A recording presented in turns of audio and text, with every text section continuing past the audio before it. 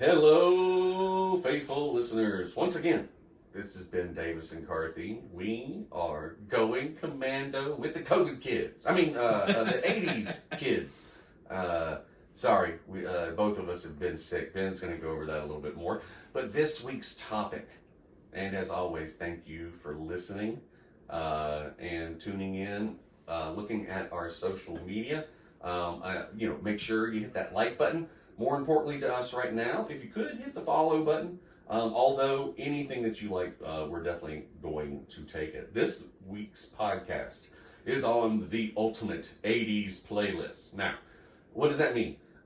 We all had different experiences during the 80's, and so there's going to be certain songs that kind of stick in our brains because of it. So, me and Ben are going to have a different list here. But I can guarantee you every one of these songs that you are about to learn about or hear about, it's going to be a hit.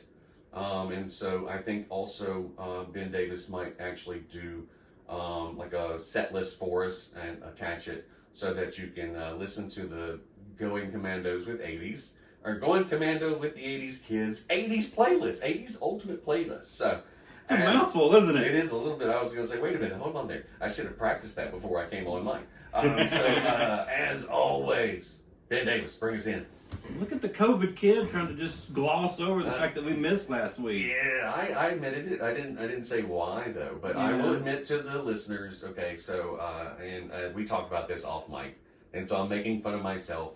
I am Typhoid Mary. I am. So what happened was Ben went to Disney.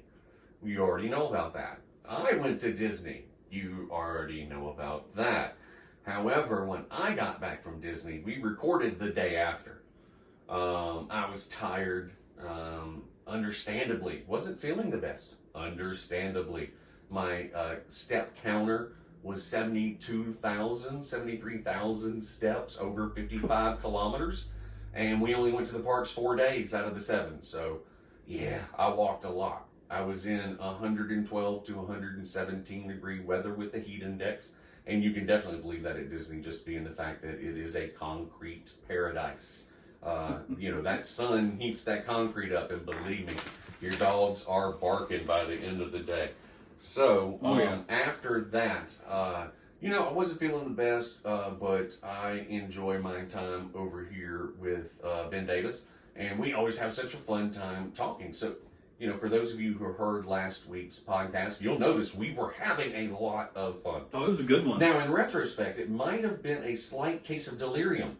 You're right. Because I did not know how contagious I was. And so I found out the very next morning I woke up with 103 temperature. Something's off. So I waited for my wife to get home from the hospital. She tested me, and oh gosh, it was one of those things where you swab and you press down, and it's supposed to take 5 minutes at least for it appeared immediately. That's how mine was as well. Yeah, the viral load was so high that I pushed it. It was like boop. I'm just gonna walk away. It'll change. Maybe it'll change. That's just that'll fade out. No, it just it kept getting bigger and bigger and brighter. So I'm gonna go ahead and take full credit for us missing last week because Typhoid Mary brought COVID to the Ben Davis house. However, lucky, none of his family got sick. We were in my house. It was just me, and I think it was just you. So we were the only ones that really got sick. I'm glad the wife and the kid and who was visiting that weekend too? It was my sister was here. here. Your sister was here. I thought I remembered that. Exactly. And I had 4 teenage girls and my wife, and only me and my daughter got sick. I don't know how the people from Kentucky didn't get sick. They were in the same van. They went to the same things. It's funny because as well, I was around a lot of people. Like right after you sent me that text, I was like, "Oh, the party we were talking about." Yeah, it was my daughter's birthday on July the 4th. And yes. We were having a bunch of people. It's all of her friends, and there were like 10 teenagers here. Oh yeah. And like at one point, I was like in a car with so many of them. It was like me and like either 3 or 4 of them at a time. And it was like, I don't know how none of them made it out okay. I'm like, but I'm glad they did. I'm glad so they did. glad Yeah, so I'm not going to no ask one else got questions. sick. But me and you, yeah, I was like 2 days ahead of you, so I got to prepare you for what was going to come. Sure, some of them had already had it because I don't think everybody's version of COVID hits the same. I do not, and we know this as medical professionals, right? And I do believe being in Disney with it. We're going to get flagged as a COVID podcast this episode, and I'm gonna just go ahead and call it Going Commando with C19. Yeah. Hey, we're going to move on from COVID because that little banner's annoying. We just this might be how we go viral. This is how we go viral. And that's a double entendre too. But yeah, no, we just wanted to let you know we're apologizing. That's my fantasy name in our fantasy league. Yeah, seriously. COVID. You're in the fantasy league. Your name is, yes. So call us the COVID Commandos or whatever you want to call us. We apologize about missing last week, but so I'm just saying this week. But go ahead. This week's gonna be awesome, man. Yeah, lay the news on us, baby. Ultimate 80's playlist. Yes, sir. When you think 80's music, you might think, I don't know, Bananarama, Tina Turner, Metallica, Iron Maiden, Kiss, Def Leppard, George Michael. I had a hard time Queen, limiting it to 10. Cars. These are all different bands you could think of. Even more. Milli Vanilli. You could go that route. Technically, yes, you New could. Kids on the Block. Yes, you could. Yeah. The original boy band. I mean, there's any way you could go. Well, the original boy band was the Jackson 5 or the Beatles. I'm just saying. You could even say the Jacksons or Michael Jackson for this list. They Janet Jackson. The Jacksons had a song out in the 80s that was a hit. Not just Michael Jackson. Exactly. The Jacksons. Exactly. A boy band. So 100%. 100%. Yeah. Still fits. So if you're saying, give me my Ultimate 80s playlist, I think the criteria, is there any? Okay, so we talked about it off mic, and so just for me, because I made 2 lists, and I think you said that you kind of did something similar. I did. And in my original, let's say, scope thought process when it came to this, it was, what were the top 10 songs that I think were the most influential in the 80s? Mm-hmm. Then I started to think about it in a different way in time. Kind of like if I was going to make so let's say we have someone who did not live here during the 80s. Yeah. If I gave them 10 songs to encapsulate the feel of the 80s, yeah, what would be those 10 songs? So I do feel like all of my songs kind of represent the music and the feelings I was having during that time. Yeah. Does that make sense? I can see that. So some of them, I'm going to tell you, just faithful listeners, you would not expect Karthy to have these songs on his list.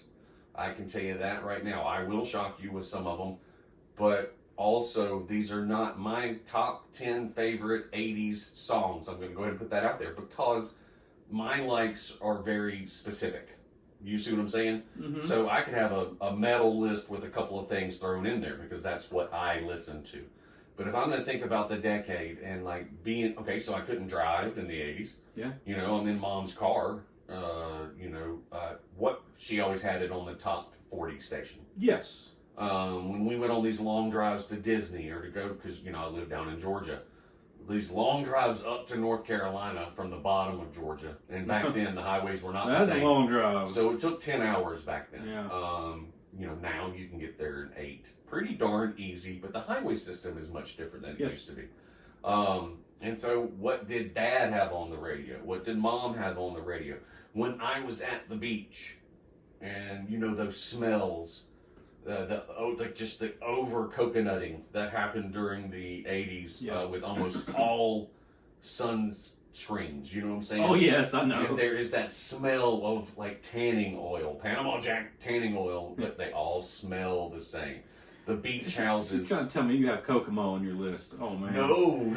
I thought that was a '90s song, but no, it's not. It's not on my list. Although one of the beaches they do mention that is where we hung out. So we hung out on those islands in the barrier. So if you eventually we went St. George, but eventually you get to Panama, and you get to Destin, Yes. and all these other awesome places that everybody talks about now, but we were down there before it was really developed. Yeah.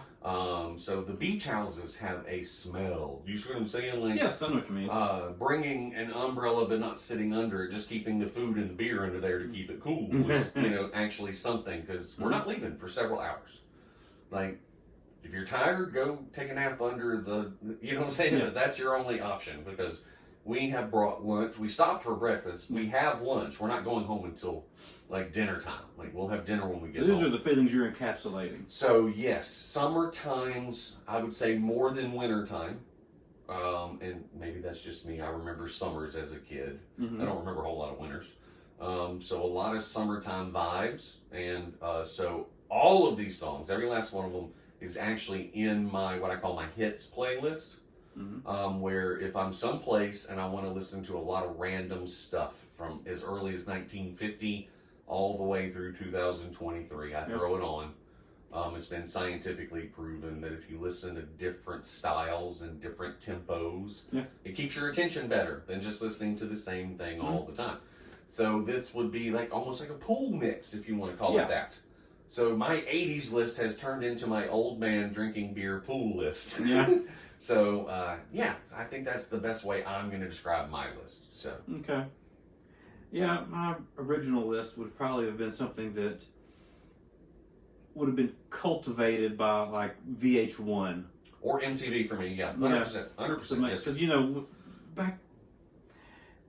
back in like I guess it was the 80s MTV 80s. Awesome. But then the 90s came around, and that's when VH1 really hit, because it was... I watched way more VH1. Because it was like MTV in the 80s. Because, they showed more music videos. Yeah. But I will be honest, pop-up video... It was awesome. We've talked about this on a previous podcast. Pop-up video was one of the coolest ideas ever. Yeah. Because I got to watch the video that I loved. It was the music that I loved to begin with. But now it added all these little cool facts in about the singers... the drummer, the bassist, what happened in what studio, what number. That was whoever came up with that was just genius. Yeah, that was really awesome. I enjoyed that show. Because around that same time, that's when you started to get the Real World, Cribs. Cribs is okay, but then when you find out it's all fake, you're like, nah. Oh yeah, some people rented houses. Yeah. Like, MTV went with it. MTV can come to my crib. I'm okay. I was gonna say, this is my den. Yeah. There's the podcast studio. All right, shortest video ever. Yeah. But so MTV took a different. And honestly, if you think about it, they were one of the first reality TV pushers. Yeah. So you got to give them credit for being a pioneer in that sense. Yeah. However, you got to kind of a game show in the 80s. Remote Control was a game show. Remote Control, really cool. One of my favorite game shows ever. The host was funny. You had Colin, what's his name, that ended up on Saturday Night Live. He is in Quinn, I believe. Adam Sandler's movies. Mm-hmm. He's always the jerk.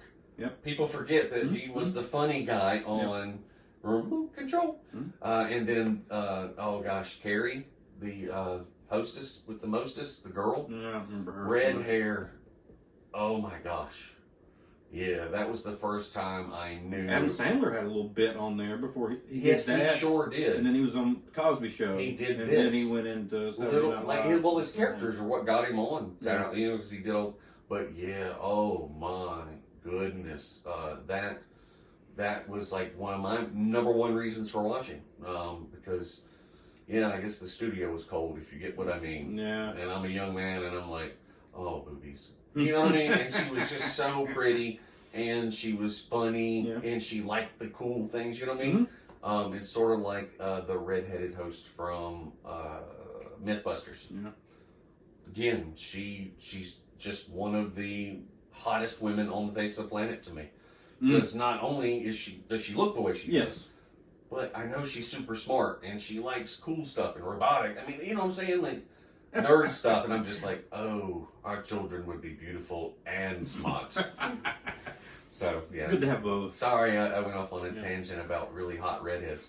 But yes, Remote Control. Oh, was that such a fantastic show. I loved it. But MTV in general. After I thought about it, I'm like, that's not what I want to present. No. So then I changed it But some of the songs that I had on that, I'm like, well, these are songs that I basically listen to on the not the daily, but definitely the weekly.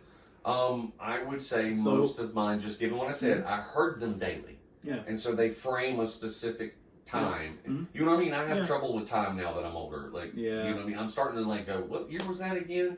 But these songs help a lot. Like, music helps me. Because if you tell me music, I can get that. Then I can get the general time where I was in the world, what I was doing. Mm-hmm. You see what I'm saying? Because music's been that big of an influence on me. So then after I think about, well, why do I listen to it daily? And then I'm like, well, it's because of this. And then I'm like, oh, well, that's the reason. I'm like, well, if that's the reason for me, it's got to be a reason that it did so well. And Agreed. You know, I'm a big music nerd. Yeah, I'm absolutely. Like, I'm huge on the numbers and all this. That was the music that made us. Yeah, exactly. So it goes back to our original episodes. So then I'm like, well, there's got to be a reason, but well, obviously that's like a platinum selling single. I just know that generally. Yeah. So then I'm like, well, if it did that for me, then it did that for all these other people. I'm like, but then the other song I like that I wanted to put there, I'm like, it did that. Nah. I'm like, well, between the two, and then so this is kind of how I formed my list. I actually went less record sales and more me. Yeah. In my second list, not the first one. Mm. But my list currently is definitely me. It's a Karthy centric list. My so it's 80's playlist is like 48 hours long. Yes. We drove, so the hits list that I told you about, we drove 10 hours the first time to get to Orlando, and I never got to the end of my hits list. 10 hours of music. It is the only playlist I still have on my phone because I had to delete so much to start recording until I get my new phone. Mine I just remade because Apple erased my original one. There's actually a public playlist on Amazon Music called 80's Kids. No way. yeah, I made it public. Oh, okay. Well, then I'll start. Yeah, I'll put about 50 hours of songs on there. Anybody can go look at it or whatever you want. I have, we've talked about it before. I got like I'm pushing 6,000 songs now. Almost, I might be over now for all I know. But yes, I have a lot of music on my phone specifically because, radio drives me crazy with the repetitiveness.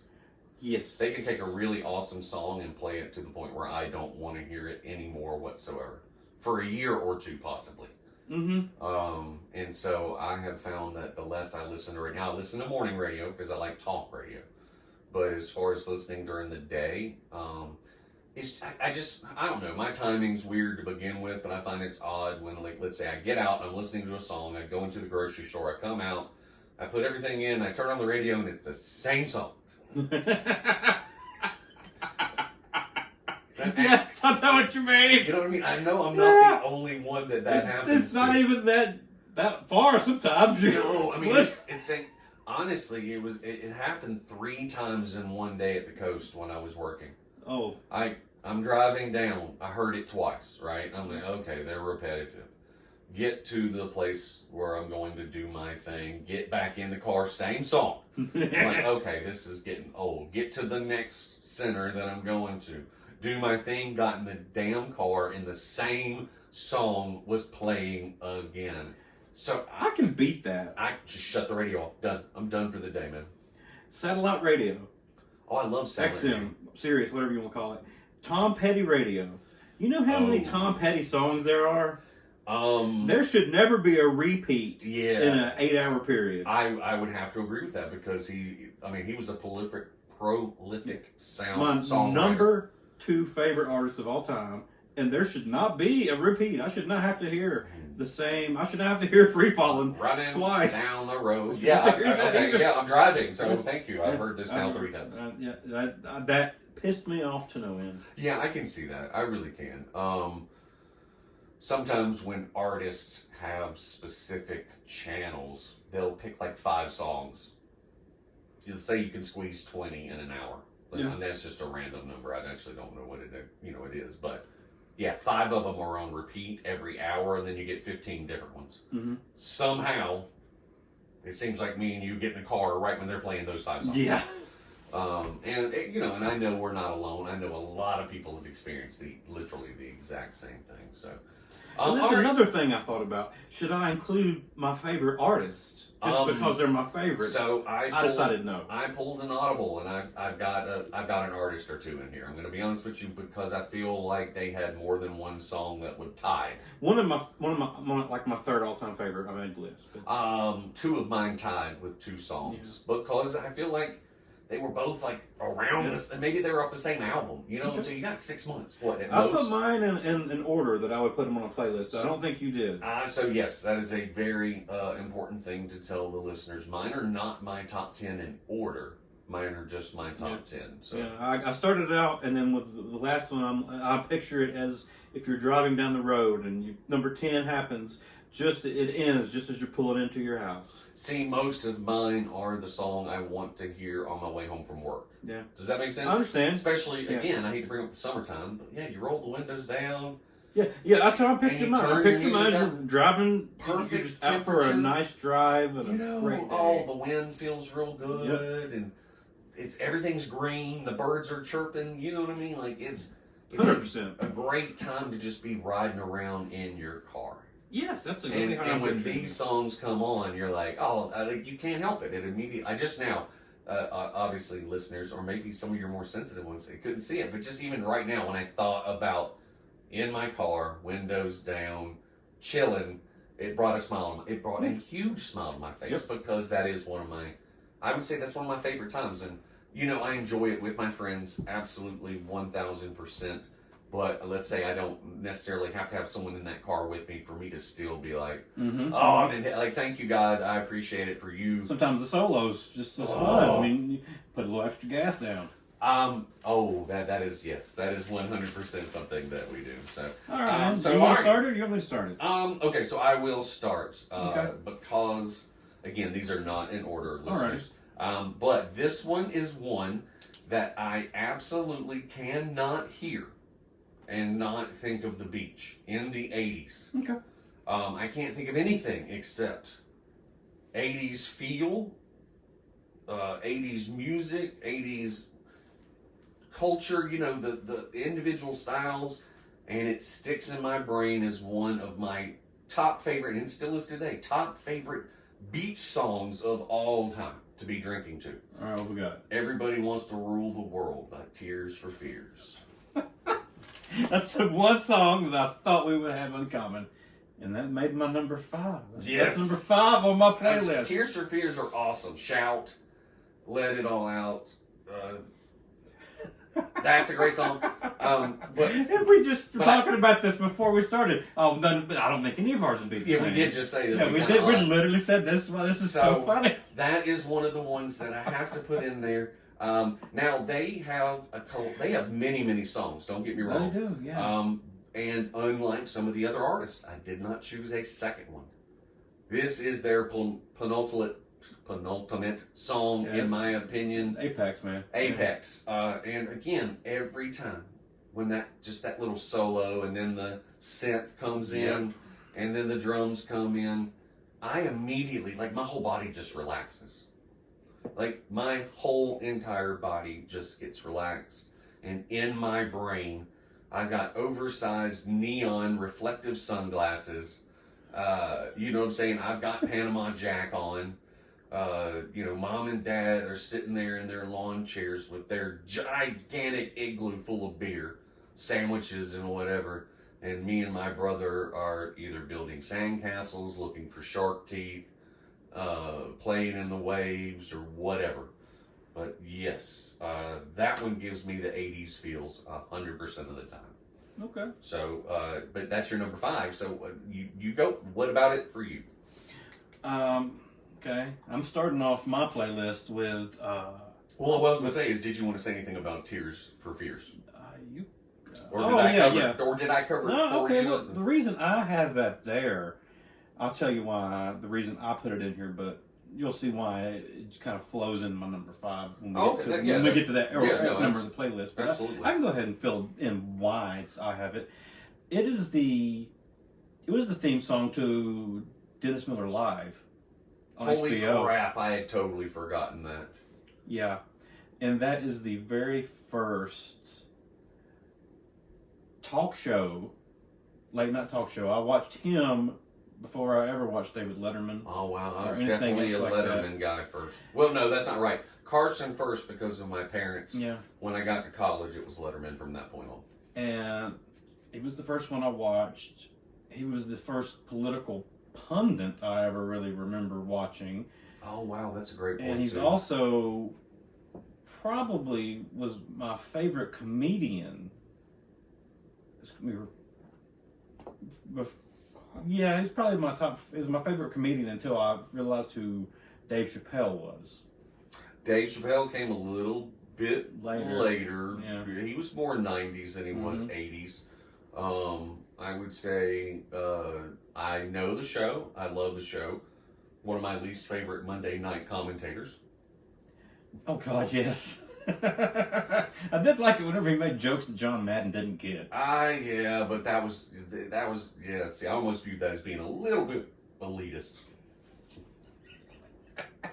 Yes, I get it. You're a smart guy that can make references very fast. Yes. I want to hear you and Ryan Reynolds in a talkathon. And y'all can just reference obscure, random pop facts and political facts until one of your head explodes, and then the other one's the winner. You know what I mean? But no, I definitely understand what you're saying, though, because I 100%. So it takes me back to that time in my life to where was that an HBO show? It was. Oh my gosh! So yes.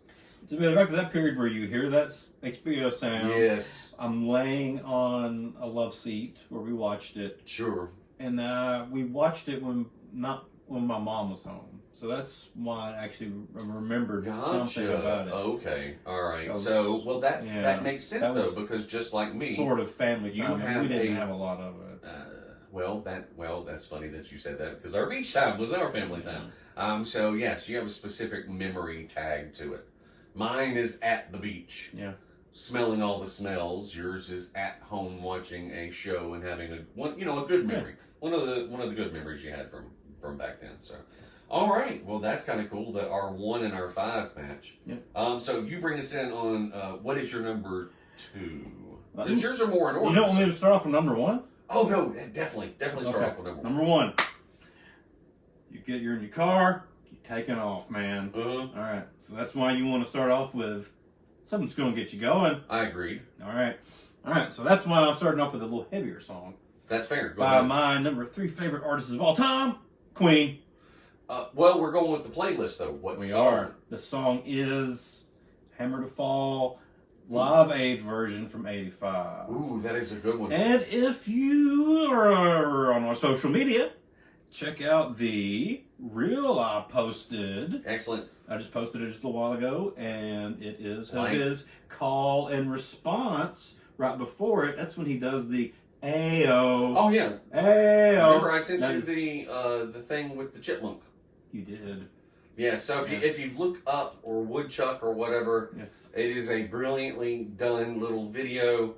You can tell where it's been edited to repeat things. Mm-hmm. It's not like they moved this thing's mouth. This thing was literally screaming, so it was like a woodchuck looking creation, but they redid it to that exact same call back thing. Mm-hmm. And he's on top of a mountain. And it's hilarious. So look it up online. But go ahead, I apologize. And that's why I put that song instead of the other song that I initially had. I'll tell you what that is in a second. That's fair, because that is a huge the moment best in way rock to history. Start any playlist.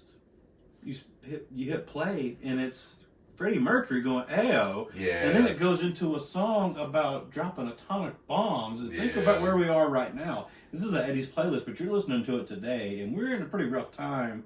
There's a lot of big, heavy talk.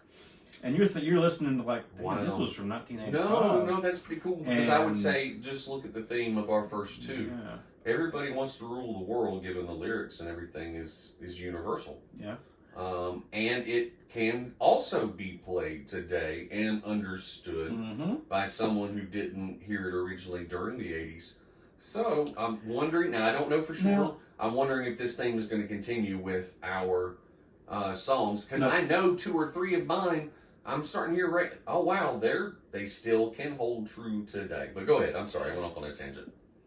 My other ones have a little different feel from me. Oh yeah, fair enough. Yeah, fair enough. Because the one I initially had was "Waiting for a Star to Fall" by Boy Meets Girl.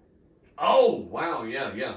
And I was like, that's just because when you hear that song just makes you feel, and when you hear it, it just makes you kind of remember your childhood.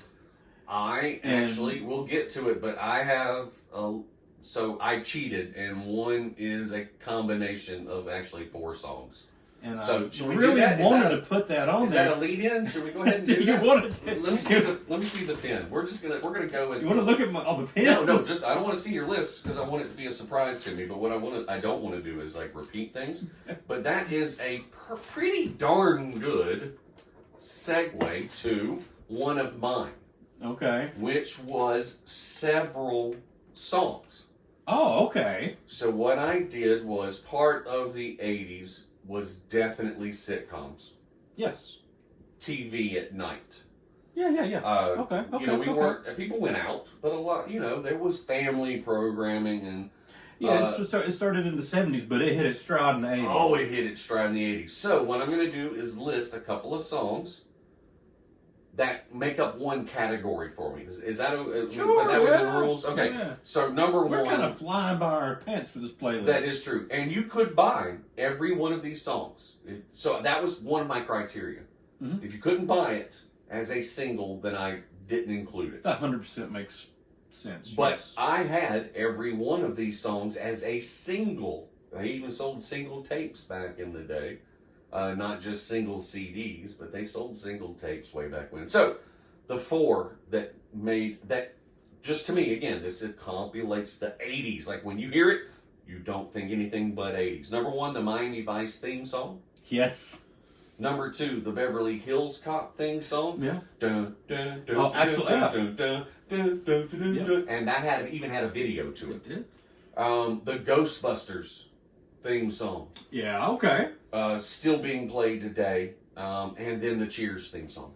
The wife has the Ghostbusters theme song for a Tesla Halloween light show. Oh, no. She did it out here in the driveway. I have Ghostbusters on one of my Halloween. Yeah. I play music and sit and let kids come to me and just have a good time. We're I've been lucky, so we do live in an affluential neighborhood, so they drop them off by the busload.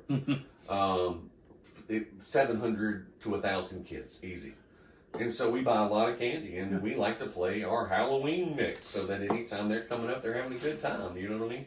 And so Ghostbusters still being played today. Beverly Hills Cop, it was, just for me, a little bit ahead of its time because of the heavy synthesizer. Yeah. Miami Vice, again, if you're our age and you hear that song and it doesn't bring you back to a specific place and time, I'm like, wow, not that I'm superior in any way. I feel like you missed like a good chunk of the 80's. You missed something, and if it doesn't make you want to drive fast as well. Oh my gosh, it wants me to tear down Miami over inlet, over the water. It's the only song on earth that makes me want to drive a boat. Oh God, does it make me want to drive a boat? That is a great point. And then Cheers. Cheers to me was sort of like a warm blanket on Thursdays. Yeah. Which was sort of like what Big Bang was to me for a while. Yeah. It was just a show about I didn't understand the culture because I was a kid, but my dad brought me to the men's only bar, and I saw how much fun he had with his buddies. I saw the camaraderie. I saw the laughter. I didn't understand the beer component or the alcohol component. All I knew was I saw a bunch of dudes that all looked like my dad in terms of age. Not black or white or whatever. Just because my dad was the HR manager of the biggest thing in town. He's wearing shorts and a t-shirt when he goes in there. And so is everybody else.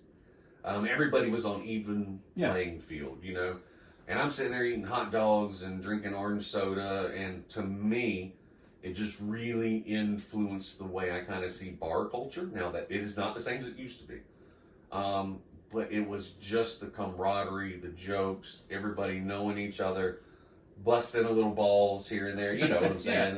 Never ever mean, but busting balls. Like, give your buddy a little bit of a ribbon. Come on, it's funny. Yes. So I did cheat a little bit, but those 4 songs encapsulate, let's say, TV and movies for me. Yes, I understand that. And so again, if you'd never been back there and I wanted to give you a feel for the 80s, all 4 of those I would say that'll do it. 80s feeling except for Cheers, because I think it was composed in the 70s, so it really kind of does sound like a late 70s song. But if you were raised... It carries you all the way to 1989. Right, but if you were from the 80s, because it was such a long-running show, you know, it was like right before, and you know what came right after? Bow, bow, down, bow, bow. You know, it's Night Court. You know, it's another one of those songs. Now, I didn't add that one because you couldn't buy that as a single as far as I know. Seinfeld came after that. That was 90s, yeah.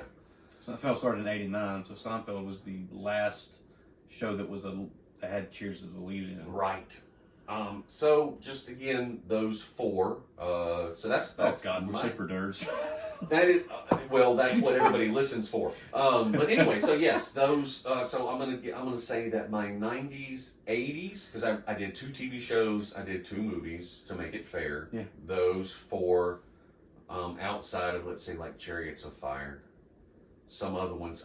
The Mask, not Mannequin song. That almost made the list. Oh yeah, that is a quintessential 80s. That is a quintessential 80s song, and I don't think that dude did much other than that. But the thing is, I can't think of the name of it. Oh gosh.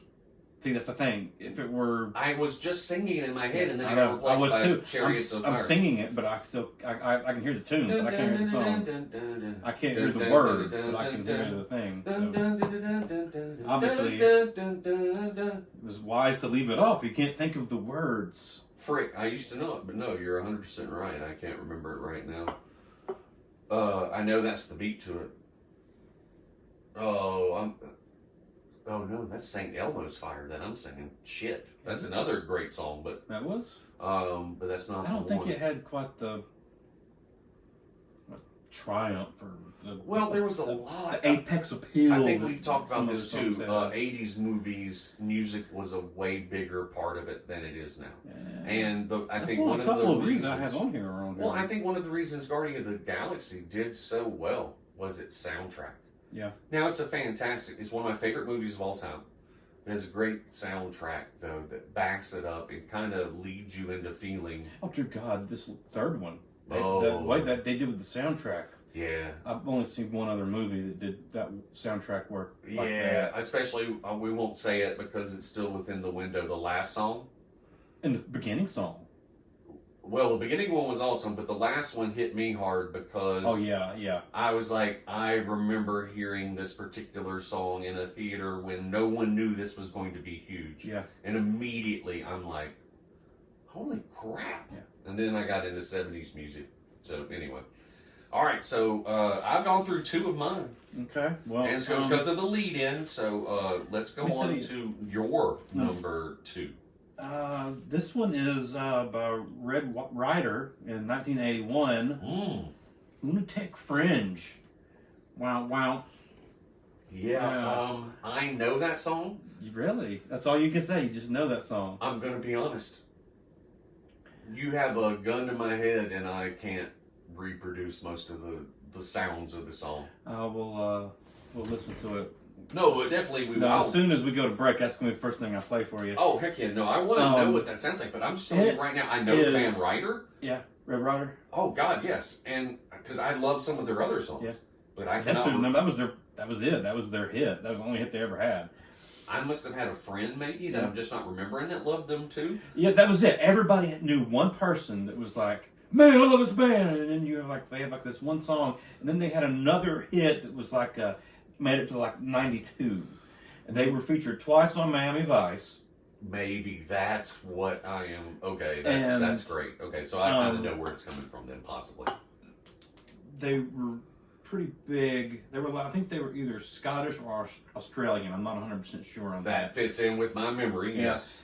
And that song, Lunatic Fringe, it doesn't sound like that's what they're saying in the song. So if you don't hear it, you're like, what is that they're saying? You have to like really an earworm. It gets in there. It you're really like, is. oh, I gotta listen to this. It's such a catchy song. It is such a rocker. I really wish I could say more. I just can't. I remember it as a kid.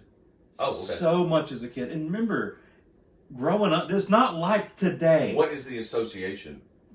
I'm getting there. Oh, I'm so sorry. And as a kid, if you didn't catch the beginning of the block of songs, you didn't know who was playing the song. Okay, gotcha. All right. So forever, I was like, who is singing the song? But I knew the name of it, Lunatic Fringe, but you had to really be man enough to go to the record store and say, there's a song called Lunatic Fringe. Do you know who sings it?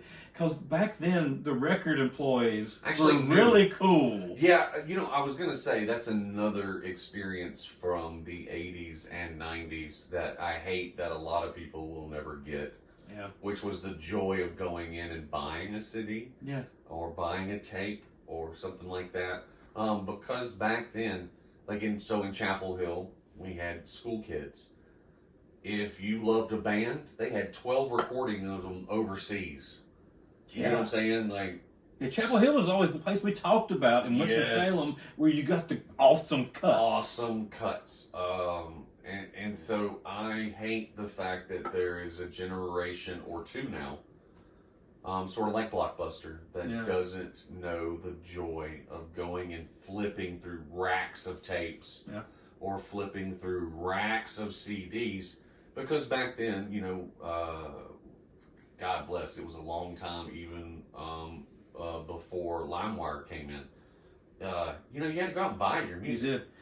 And you had to look for it. And so part of that joy was going through and finding your band. Yep. And then, wait a minute, they have a CD that I don't know they have? I got 12 songs that I need to go play on my cassette player or tape player or CD player for the next 12 hours straight until I learn every note. Mm-hmm. With digital music, and someone and I were speaking about this the other day, every generation likes to talk about musicality and things like that. However, because I was in band and symphony in college, I've got a unique way of looking at music. Not tooting my horn, not saying I'm super smart. However, I know the difference between intricate music and easy music. Yes. And if you know a little bit about music, you can figure it out. 70s, 80s music was very intricate. It was never just... grunge kind of made it easy. Four-chord wonders, right? Heavy metal was not, at that time, still in the 80s. You're talking about Slayer coming out. These people played a lot of notes very fast. Slayer's lead guitarist, literally, the other bandmates said it took him 5 years to figure out what he was doing because it was so musically complicated. He was using overchords and things that no one does. And then you get into the other metal bands. But, let's keep it even more simple. Like Michael Jackson, Prince, some of these other guys that were holdovers from the 70s. There's 10 different instruments being played. And each one fills that music sound and it makes that whole thing inside of your head. Yeah. There are songs on the radio today that are maybe 4. Yeah. Maybe 4. And I'm not knocking simplistic music in the slightest, because you don't have to be intricate to make a beautiful, wonderful, great song. However, when we went to the talking about nothing, you know what I mean? And just doing the same thing over and over again throughout the song. Yeah, it's great to dance into. It's great to listen to. Get you pumped up in your car. Don't get me wrong. But it's sort of like when in high school I listened to classical music a lot. It actually helped my weird OCD and my ADHD or whatever it is I have. Too many notes going on at once. The brain has to put down all these other things it's holding on to so that it can comprehend what you're listening to. Yeah. So there are some musical, let's say, playlists, genres, artists that during the 80s kept that extensively complicated music where, man, it's like a true, not that there's, again, I don't want to say anything that because I'm not an artist in any way, but what I mean by like complicated, you know what I mean? Mm-hmm. Like, you can have a painting that's simple, that means a lot, or you can have a painting that it's the brush strokes and it's the depth of the paint and the way that your mind, you see what I'm saying? There's different levels to it. In my opinion, doesn't make one greater than the other. But we're going to get into this soon with our music where I tend to lean towards, let's say, a little bit more sophisticated musical composition. Mm-hmm. If that makes sense. I know I went off on a tangent, but what we were talking about made me go off on that tangent. When the internet was invented, I was finally able to search the name of the song. Oh yeah. And then I found it, and then I went to the CD store, or like Camelot Music in the Haynes Malls where I went. Oh yeah. And went in there, and by then they had greatest hits, so I got the greatest hits, took it home. Right. Yeah. And whenever I heard it, it took me back. And that's what I remember about that song. Every time I hear it, I remember that entire process. Just plays through in my mind. Yes. And then after that plays through, then it plays through the car chase. Then it played through in Miami Vice. Sure. Well, I mean, it's like, I remember being outside School Kids at midnight in a line so I could get Pearl Jam's Yield, which was the second album to what, 4? What is it called? No. Alive? I'm Staying Alive, Jeremy. Yeah. That whole 10. 10. Thank you. God bless. I knew it was a number for a second there, but my brain's not working. We did a whole episode on it. But literally, the album after it, Yield, it was the one with Mama, the car crash song, and oh my God, some great, freaking, ridiculously awesome songs. But, kind of back to my original point, my kid's never gonna be up at midnight outside of a store waiting for that. She's never gonna wait at midnight for the drop of Resident Evil 17. You know what I mean? Like, there was an excitement about music back then that I don't think, it's not that it's less feverish, it's just more contained. Because you can just download Taylor Swift. I'm giving her as an example because she's one of the few artists I know that can record like 8 albums. Someone steal them from her, and so she just decides to remaster them and re-record them, and they sell just as good as her first set. I mean, whoa. Yeah. It was cool. And I'm not the biggest Tay-Tay fan. I don't hate on her. It's just not my style of music. I'm just giving props where props are due in the fact that she sells. However, it's like when you were young, we would, like, I don't know about you, but as guys, we would listen to music together. Yes. It was like that's what you threw on. You didn't really listen to the video game. Mm-hmm. You listened to music while you played. Kind of still do. The video game, still kind of do. You know what I mean? And so there was just, I don't know, there was a time frame that I regret not regret, but I just, I wish my daughter could have gotten to like experience something cool like that. You know what I mean? Yeah. Occasionally mine will say, man, I wish I was growing up in the 80s. And then I say to her, no, you don't. Well, we've talked about this, for as much glam, as much excitement, as much love and peace that everybody really shoved during the 80s. People, as we said in our last podcast, people forgot that, people were getting killed for their sneakers in their 80s. Yeah. People forget that we had scandals back then. We had, like, wars back then. Just because we weren't involved in them. We were still hiding under our desks from the bomb. Right. You know what I mean? So it was definitely it was a different time. But we're here to concentrate on the cool stuff, like the music and the movies. Sometimes it's... But I bring it to the kids. Well, I know, but I like to always bring it back to every single decade. Yeah, you're not going to see any memes or nice photos on our social media. No Twitter of us hiding under a desk from the bomb. Yeah, I will not be posting that. In Georgia, it was more tornadoes. Yeah. But there was still during the Cold War. Yeah, but they still you had to watch a video of the Cold War. Yes, you had to. I remember having to watch a video about if this happens, like my desk is going to protect me. Yeah, come on. Oh, Indiana Jones style. Just straight up block the Oh radiation and heat. God, I hate this new movie. Oh, we're going to go into that in a different podcast. All right, so wait, you just did one, so I guess you're number 3, buddy. Okay, so again, mine are not in order. Okay. However, I would be remiss because this song is still played today every damn year. Thriller by Michael Jackson. Now, what I'm going to also do is put in an honorable Billie Jean and Beat It. Okay. Because all 3 of those songs came out within roughly the same year. However, Billie Jean, Beat It, not as great of a production value on the video. However, got Eddie Van Halen to play the solo. Yeah. Beat It in a garage, right? Mm. Billie Jean, Light Up Sidewalk. Mm-hmm. Less to see on a sound Less stage. is more, but it was an awesome But video. it was him dancing his ass off and like light up keyboards. Insane cool video. But of course, we all know the first $100,000 plus music video ever made. Thriller. Yes. The dance routine, the choreography, the prosthetics. Prosthetics, thank you. That's the word thank you, sir. Having Vince in, yes. like doing the intro and the laugh, and can I see the pen? Yes.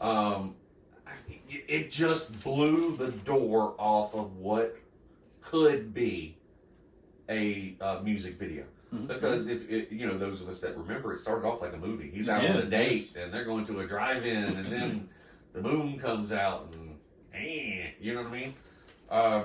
And once again, not to say that you have to have longevity to be on my list.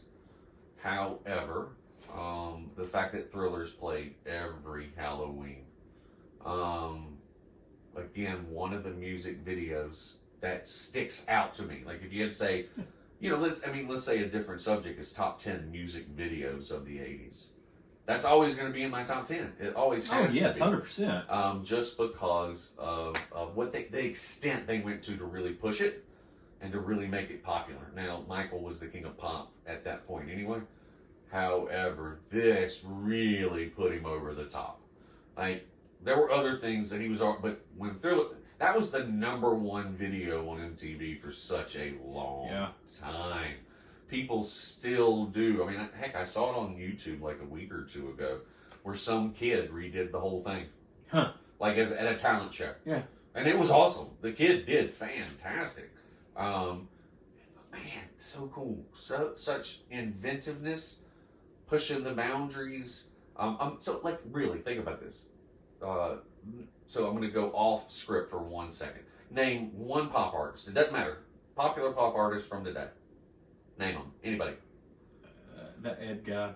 Ed Sheeran. Yeah. Does Ed Sheeran ever get away with a zombie-themed music video? Does he make music videos? I think so. I don't even know. I don't watch that stuff anymore. I'm so old.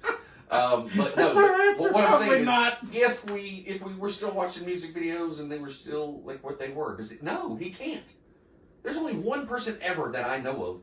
Yeah. Maybe The Weeknd, because he's so weird to begin with. Yeah. But other than Michael Jackson, no one.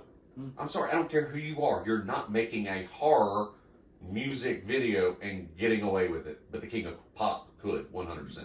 Dr. Dre, maybe. Nope. Don't think so. Don't think it would have went over. He did the Mad Max thing.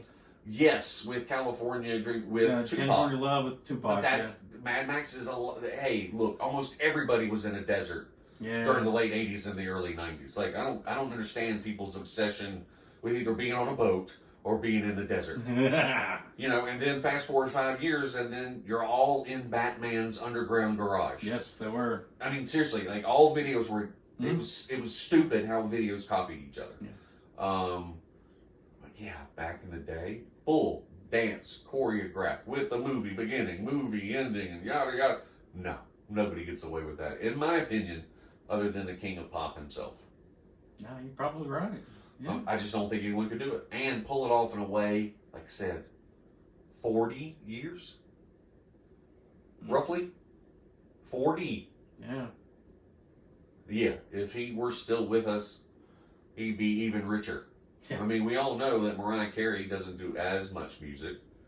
She didn't have to, because every single winter, Yep. starting around November 1st, Remember, they unthaw her. they unthaw Mariah Carey, and she makes, we've talked about it on a podcast, and I think, when I always listen back to our podcast to see if I misspeak a lot. So I try to, like, remember in the future, like, okay, you got that wrong, etc. I think she made $60 million a year. I'm sticking with my guns on that. I think it's that ridiculous. Because people are constantly buying that single that have not heard it before. People are constantly buying Mariah Carey's Christmas that they haven't before. Every time it gets played on every different radio station in the United States. And streams, she gets a little And streams, she's getting royalties. Yeah. And I thought, was it really 6 million? No. I think it is around 60 million. Yeah, she's getting a good chunk of change. Off of her own stuff. So, again, in that same guise, if Michael, hopefully it's his children that are... Yeah, I think they do. Instead of some company, you know what I mean? Yeah. I really hope... Jermaine's care. Oh, I think it's mom Paris is and over Jermaine. 21, so Yeah, I don't... Maybe she's in charge of Blanket and... well, not Paris. Wait, what's Jackson? Yeah, it's Paris Jackson, right? Yeah, it's Paris, Blanket, and Michael Jr., I think.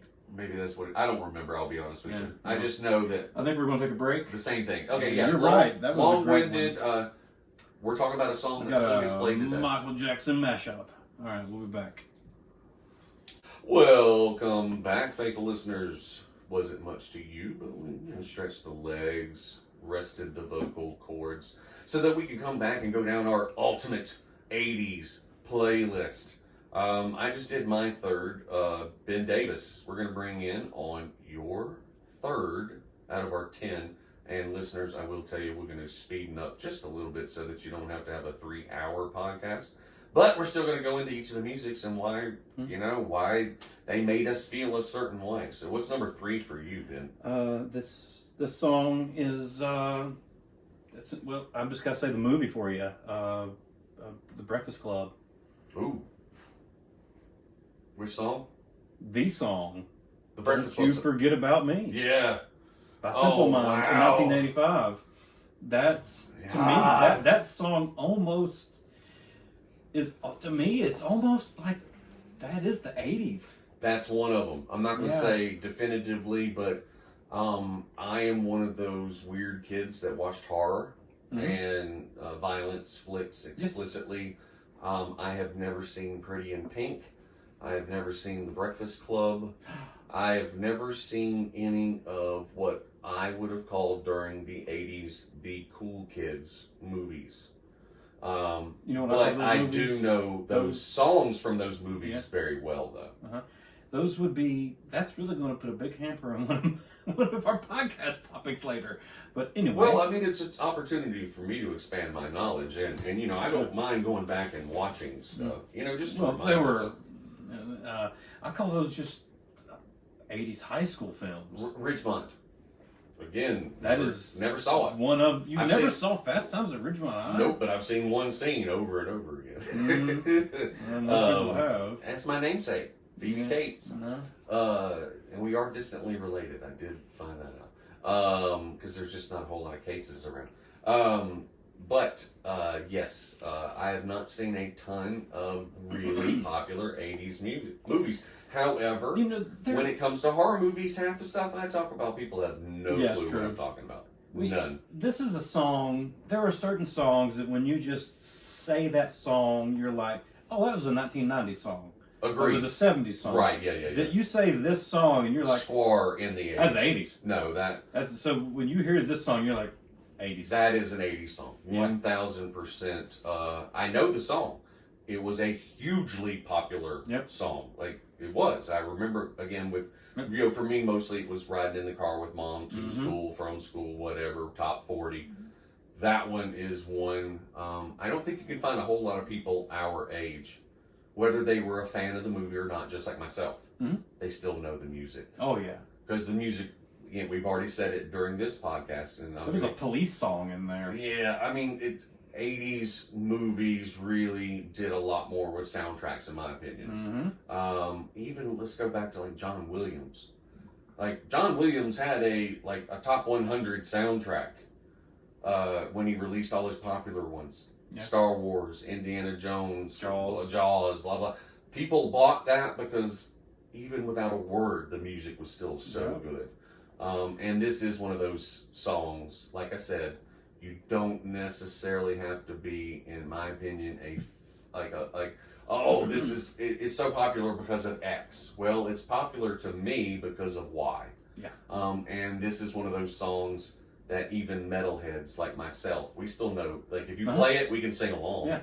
Because it was just so... it's kind of a good drinking song a little bit, too. It is. You're 100% right. I'm glad you said car, because these first two songs, Hammer to Fall, you're kind of kidding the road, yeah, and then Lunatic Fringe comes on, and you just heard it. Yes, so and you remembered it. And so just to let you know, folks, I'm going to be 100% honest with you. I was thinking of a wrong song. I really was. I was thinking of a different song by them. As soon as Ben Davis played it for me, I had to admit for some reason that I thought it was a Pink Floyd song. But again, the moment, how long? 5 seconds it took me? As soon as they hit that first As soon as they hit that first guitar chord, I'm like, Mother Humper, I know this so well. I've sung to this car. I have rode down the road to this song. You know what I'm saying? Before. Such a fantastic song. And I'm going to kind of put it in the same genre as the one that you just mentioned. Forgotten Wonders. Yes. Because again, I thought that was Pink Floyd, so obviously I would have never been able to find it online.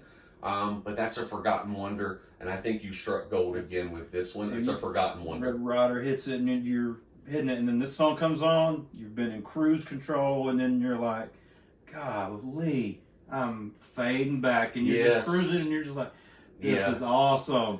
It really is one of those type of songs. You are 100% right. You sing along, and you're just enjoying a lot of 80s music was feel-good music. I don't know when it necessarily changed over to being more overtly sexual or violent.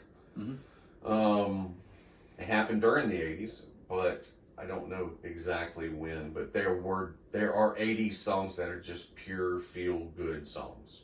And you just, like you said, riding in your car, windows down, and it just gives you a good feeling. You know what I mean? And this is 1000% one of those songs. So let's hear your number 4. All right, hand me the pen, because this one, I think it literally, it's one of two that changed the way I listen to music completely.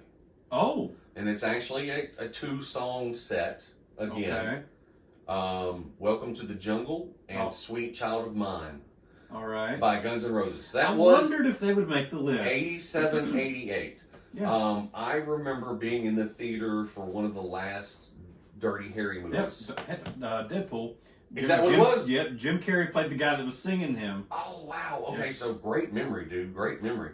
I remember when this song came, and I heard this before I'd heard Sweet Child of Mine. But the moment I heard this in that movie, I had to know who the artist was, and I had to own a copy. Did you stay for the full credits? Oh, yes, of course. And I did not know this till I did research.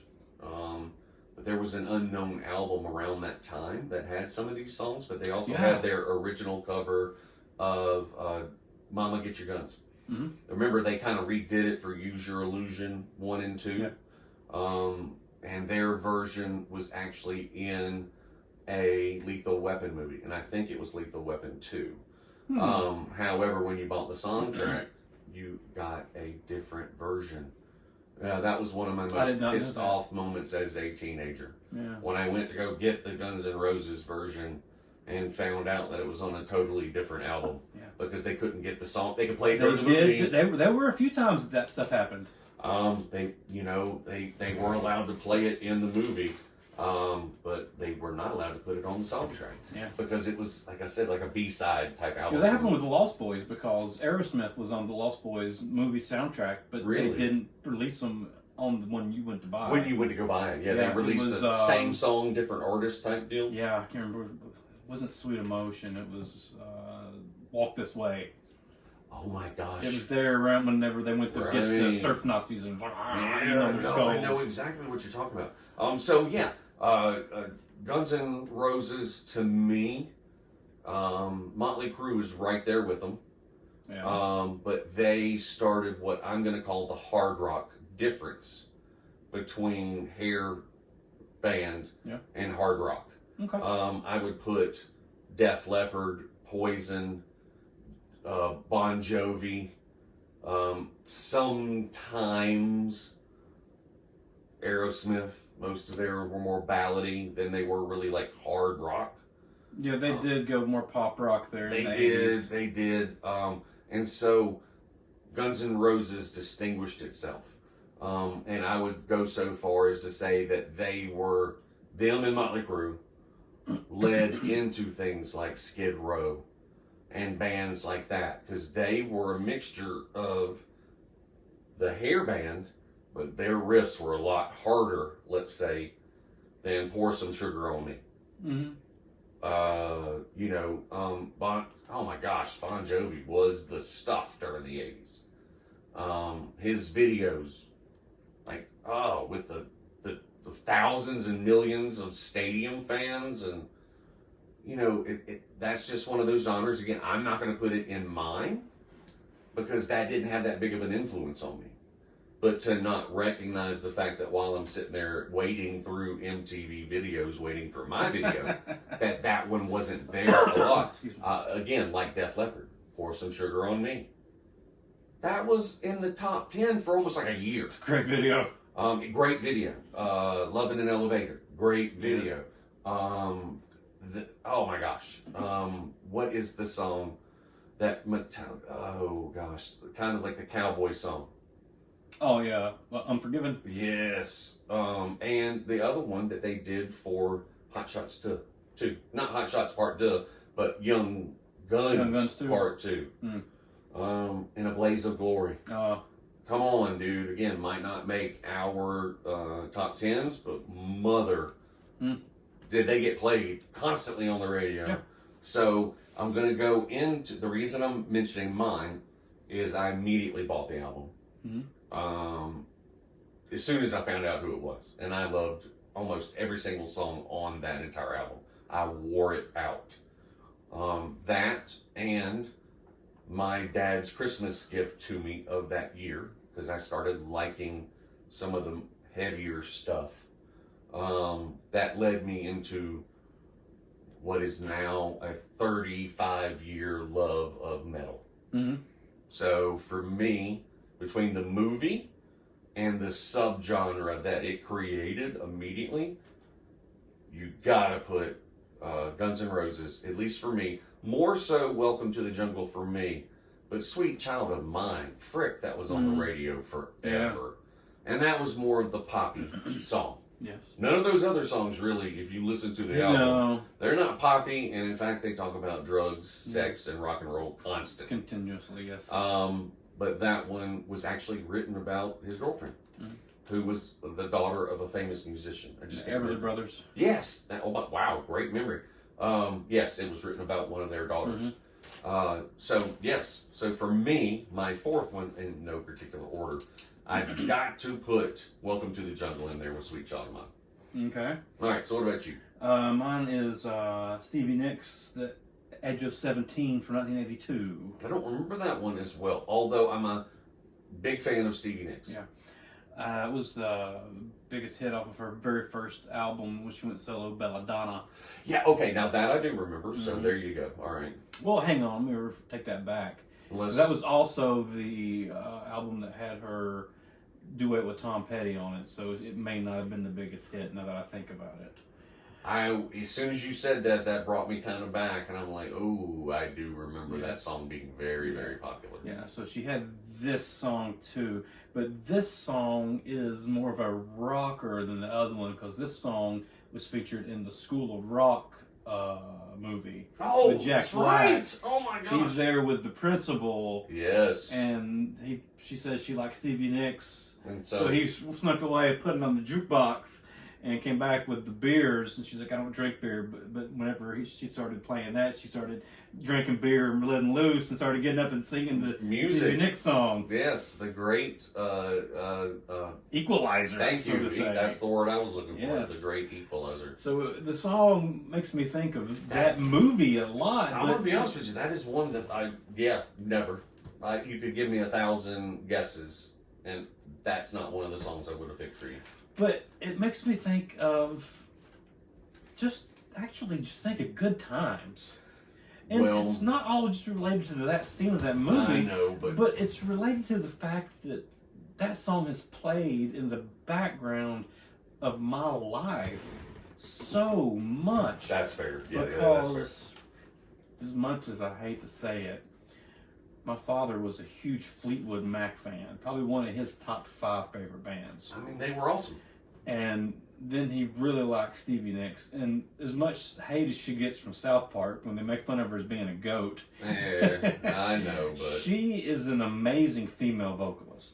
She is. And some of Fleetwood Mac's stuff, you know what I'm saying? Like, she's the premier. It's not like, if any other member of the band had sung it, it would have been as popular. People forget that Fleetwood Mac were not much of anything until Lindsey Buckingham and Stevie Nicks came in as a duo and basically took them from bubbling under 100 to a top 5 band. I have to agree, yes sir. Yeah. And they've got some songs, especially from the 80s, that you know immediately. Yeah. But I would say the ones that I know are definitely the ones that kind of focus on her vocals. Yeah. Wasn't it the Dixie Chicks? Yeah, Landslide. Landslide. One of my favorite songs, literally, of all time. Yeah. But if you listen to the original, it's her. Yes. With some instrumentals, and it's pure, and it's beautiful. You know what I mean? Yeah. And that was what I think they were missing, to process during that particular period of time, was never, ever appreciated. Yeah. Now, you could have synthesizers, drum tracks, whatever else around you. But you never heard anybody using, like, auto-tune back then. It's true. Now, some people would use some weird, like, vocal things to make it sound different. Yeah, there was some instrument type thing they could use. I can't think of it. Oh, gosh, the guy with the guitar, Peter Frampton. Oh, yeah, he had the talk box. With the talk box, Yeah. right. Sure. And Joe Walsh used it some, too. Yes. Great callback. And so, things like that were, that's fine, but that didn't tune their voices. No. If anything, it would have made them being off key even was worse. Like very robotic and weird. Yes, you had to have been singing those keys because it's going off of vibrations. Mm-hmm. Her voice was pure. Her voice, I'm not going to say she's the best singer ever. No, she's not the What best. I'm going to say is the songs she sang, you could tell her emotion in them. Yeah. And very in key, of course, but it was also like a raw voice. Yeah. Almost like Joplin. Joplin will never ever be accused of being the best singer ever, but she will always be in the top 20 for most passionate. She was a performer. And a performer on top of that, yes sir. So I just, sometimes you got to look at things from different angles, and this is just one of those where, great callback, dude. 100% great callback. Yeah, and this was the first song that she really got to let loose with a rock and roll vocal. Oh, yeah, that's a good point. They were a rock band, but they were more of a softer rock. I would have said softer rock band. I mean, some verging to like what you would almost call yacht rock today. Well, let's put it this way. They definitely were Muzak during the 90s. Yeah. Their instrumentation, yes. like you're not getting on an elevator and not hearing them playing the some of those things. Yeah, because you're it's right. softer. It's something and it's not annoying to the ears and to most people's ears. Yes. So I gotta give you that one, dude. That was a good one. I like that one a lot. Yeah. All right. So, oh my gosh, we're to number 5 for me. You've done 4? Uh-huh. So number 5 for me. And I do not want anybody saying this has to do with Stranger Things, or I will get very, very annoyed.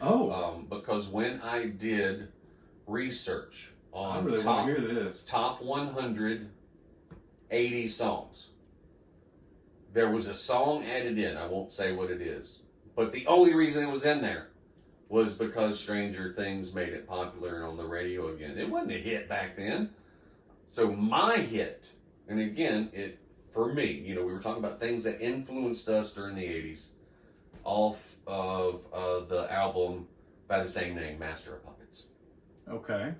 I got a couple of, for one Christmas, my dad trying to be cool, giving credit, because he literally went down to the floor to the guys that were lifting heavy things and had the t-shirts and everything.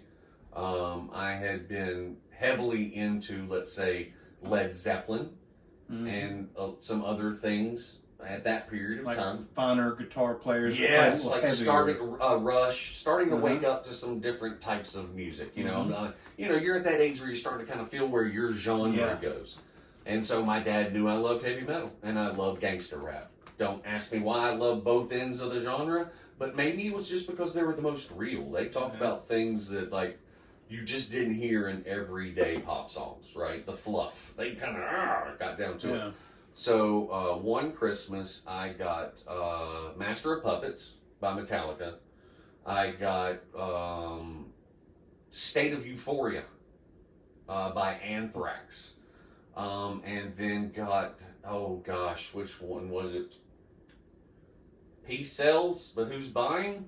That might have come later, but it was a Megadeth. That was Megadeth, yeah. I was like, wait, that's Megadeth. Yep. And so he got me 3 of the top 4 bands. He didn't buy me Slayer. Never got you Iron Maiden, huh? Oh, well, I got myself Iron Maiden. It drove him crazy because posters were so huge back in the 80s. Like, if you he didn't like the British flag? No, what he didn't like was I bought a 7-foot poster from our local record store. Yeah. And the whole point of it was to stretch from the bottom of your molding to the top of your molding. And it was an off-white that matched your wall. So if you put it up there, do you remember the little blue tacky stuff or the white tacky stuff? Yes. Instead of having to push pins, whatever that stuff was called, I had one where it looked like he was had just blasted a hole in my wall and he was stepping through it. Oh yeah, I know that one. Oh, I had it and I loved it. So I got into other bands because of my dad's initial foray in introducing me. Yeah. And so. But he didn't listen to those bands. Oh, hell no. I got into those type of bands through my father because we were driving down Peter Street Parkway here. Oh, blasting it? And Peaches used to be there on the corner. Yeah, okay, yeah. And he says, and Ozzy was playing, and I'm like, what is this? And he says, you don't know Black Sabbath? And I said, no. And he ripped into Peaches. He says, boy, it's time you hear some devil worship music right. Yeah, right. And he ran in and got the greatest hits of Black Sabbath. That's how I heard it. My parents were ultra conservative and ultra religious.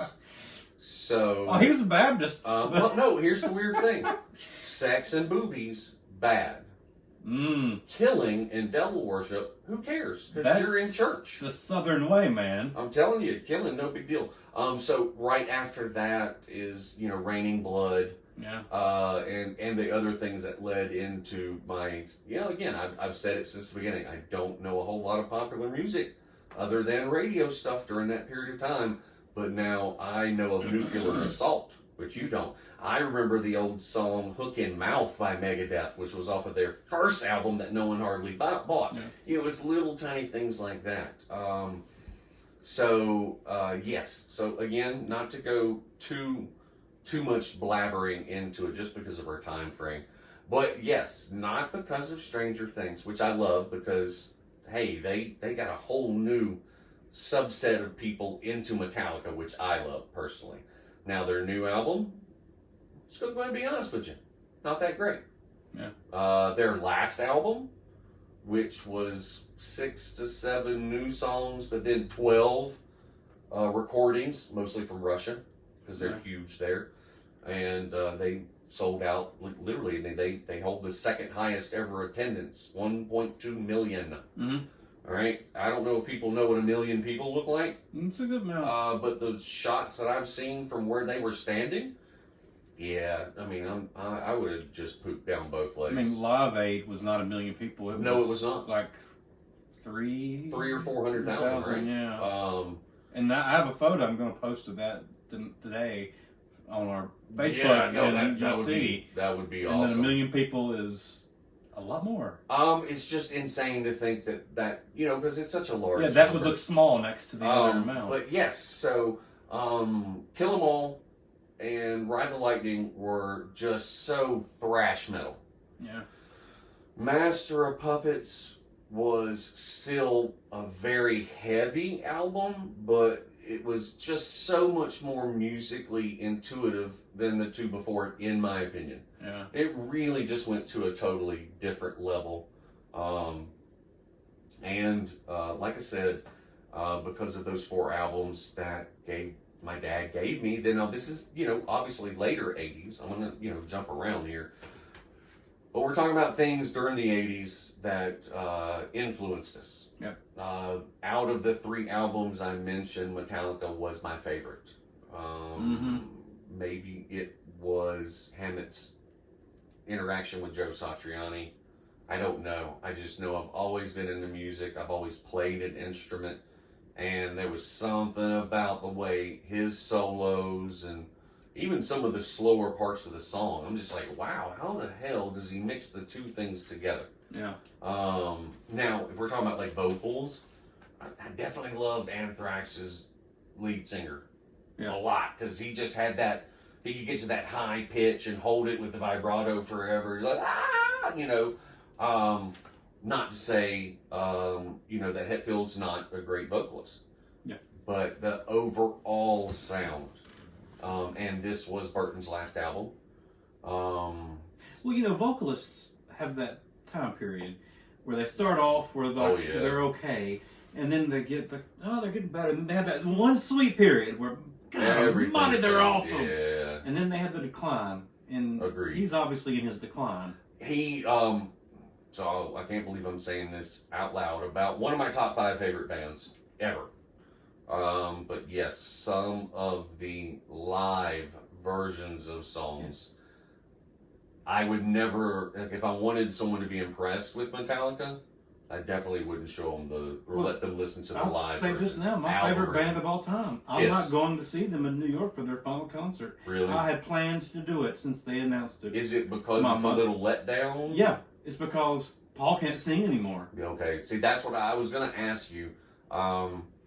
So, off subject, but at the same time, a similar comparison. Did you really want to see Michael Jordan's last basketball game as a Wizard? No.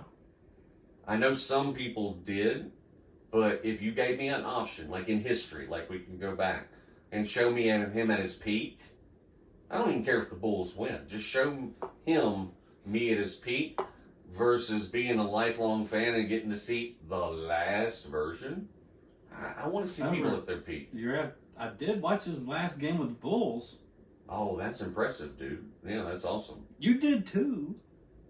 Oh, the championship game. Yeah. Yeah, everybody watched that. Duh. I didn't know, and that is a big duh for me. Yes. Thank you. Yeah, I deserve every duh that comes my way via direct message and or comments. This hurts to be like. Yeah, I was like, oh, wait a minute. Yeah, wait a minute, the dude's wearing a Carolina hat. What the fuck? He kind of got me there for a little bit. Yeah, I forgot about that. The Wizards thing messed me up. So yes, again, in the interest of, but there's a difference there. I'm gonna tell you something. Right. I will watch LeBron James' last game. I will too, for just saying that I saw it. Yeah, but I couldn't tell you why I didn't watch. I do know why I didn't watch Michael Jordan's last game. Right. It was my age. You know what? That's really actually a great point. Because given the ages that we were when that was out, we were probably a little bit more wild. Yeah. That was kind of like in our wild phase. Exactly. And I didn't watch a ton of sports during my wild phase. Yeah. I watched the baseball thing with but that was kind of early 90s. So I'm The going to say Barry Sosa, Bonds thing. Barry Bonds, Yeah. Sosa, and Well, McGuire. you couldn't help but they interrupted every TV show God to bless show it. America did that. Actually, you know what? That's a great point. Maybe I wouldn't have seen as much if it hadn't have been for the fact that it was being shoved down my throat. Exactly. No, that's actually a huge thing. I do remember.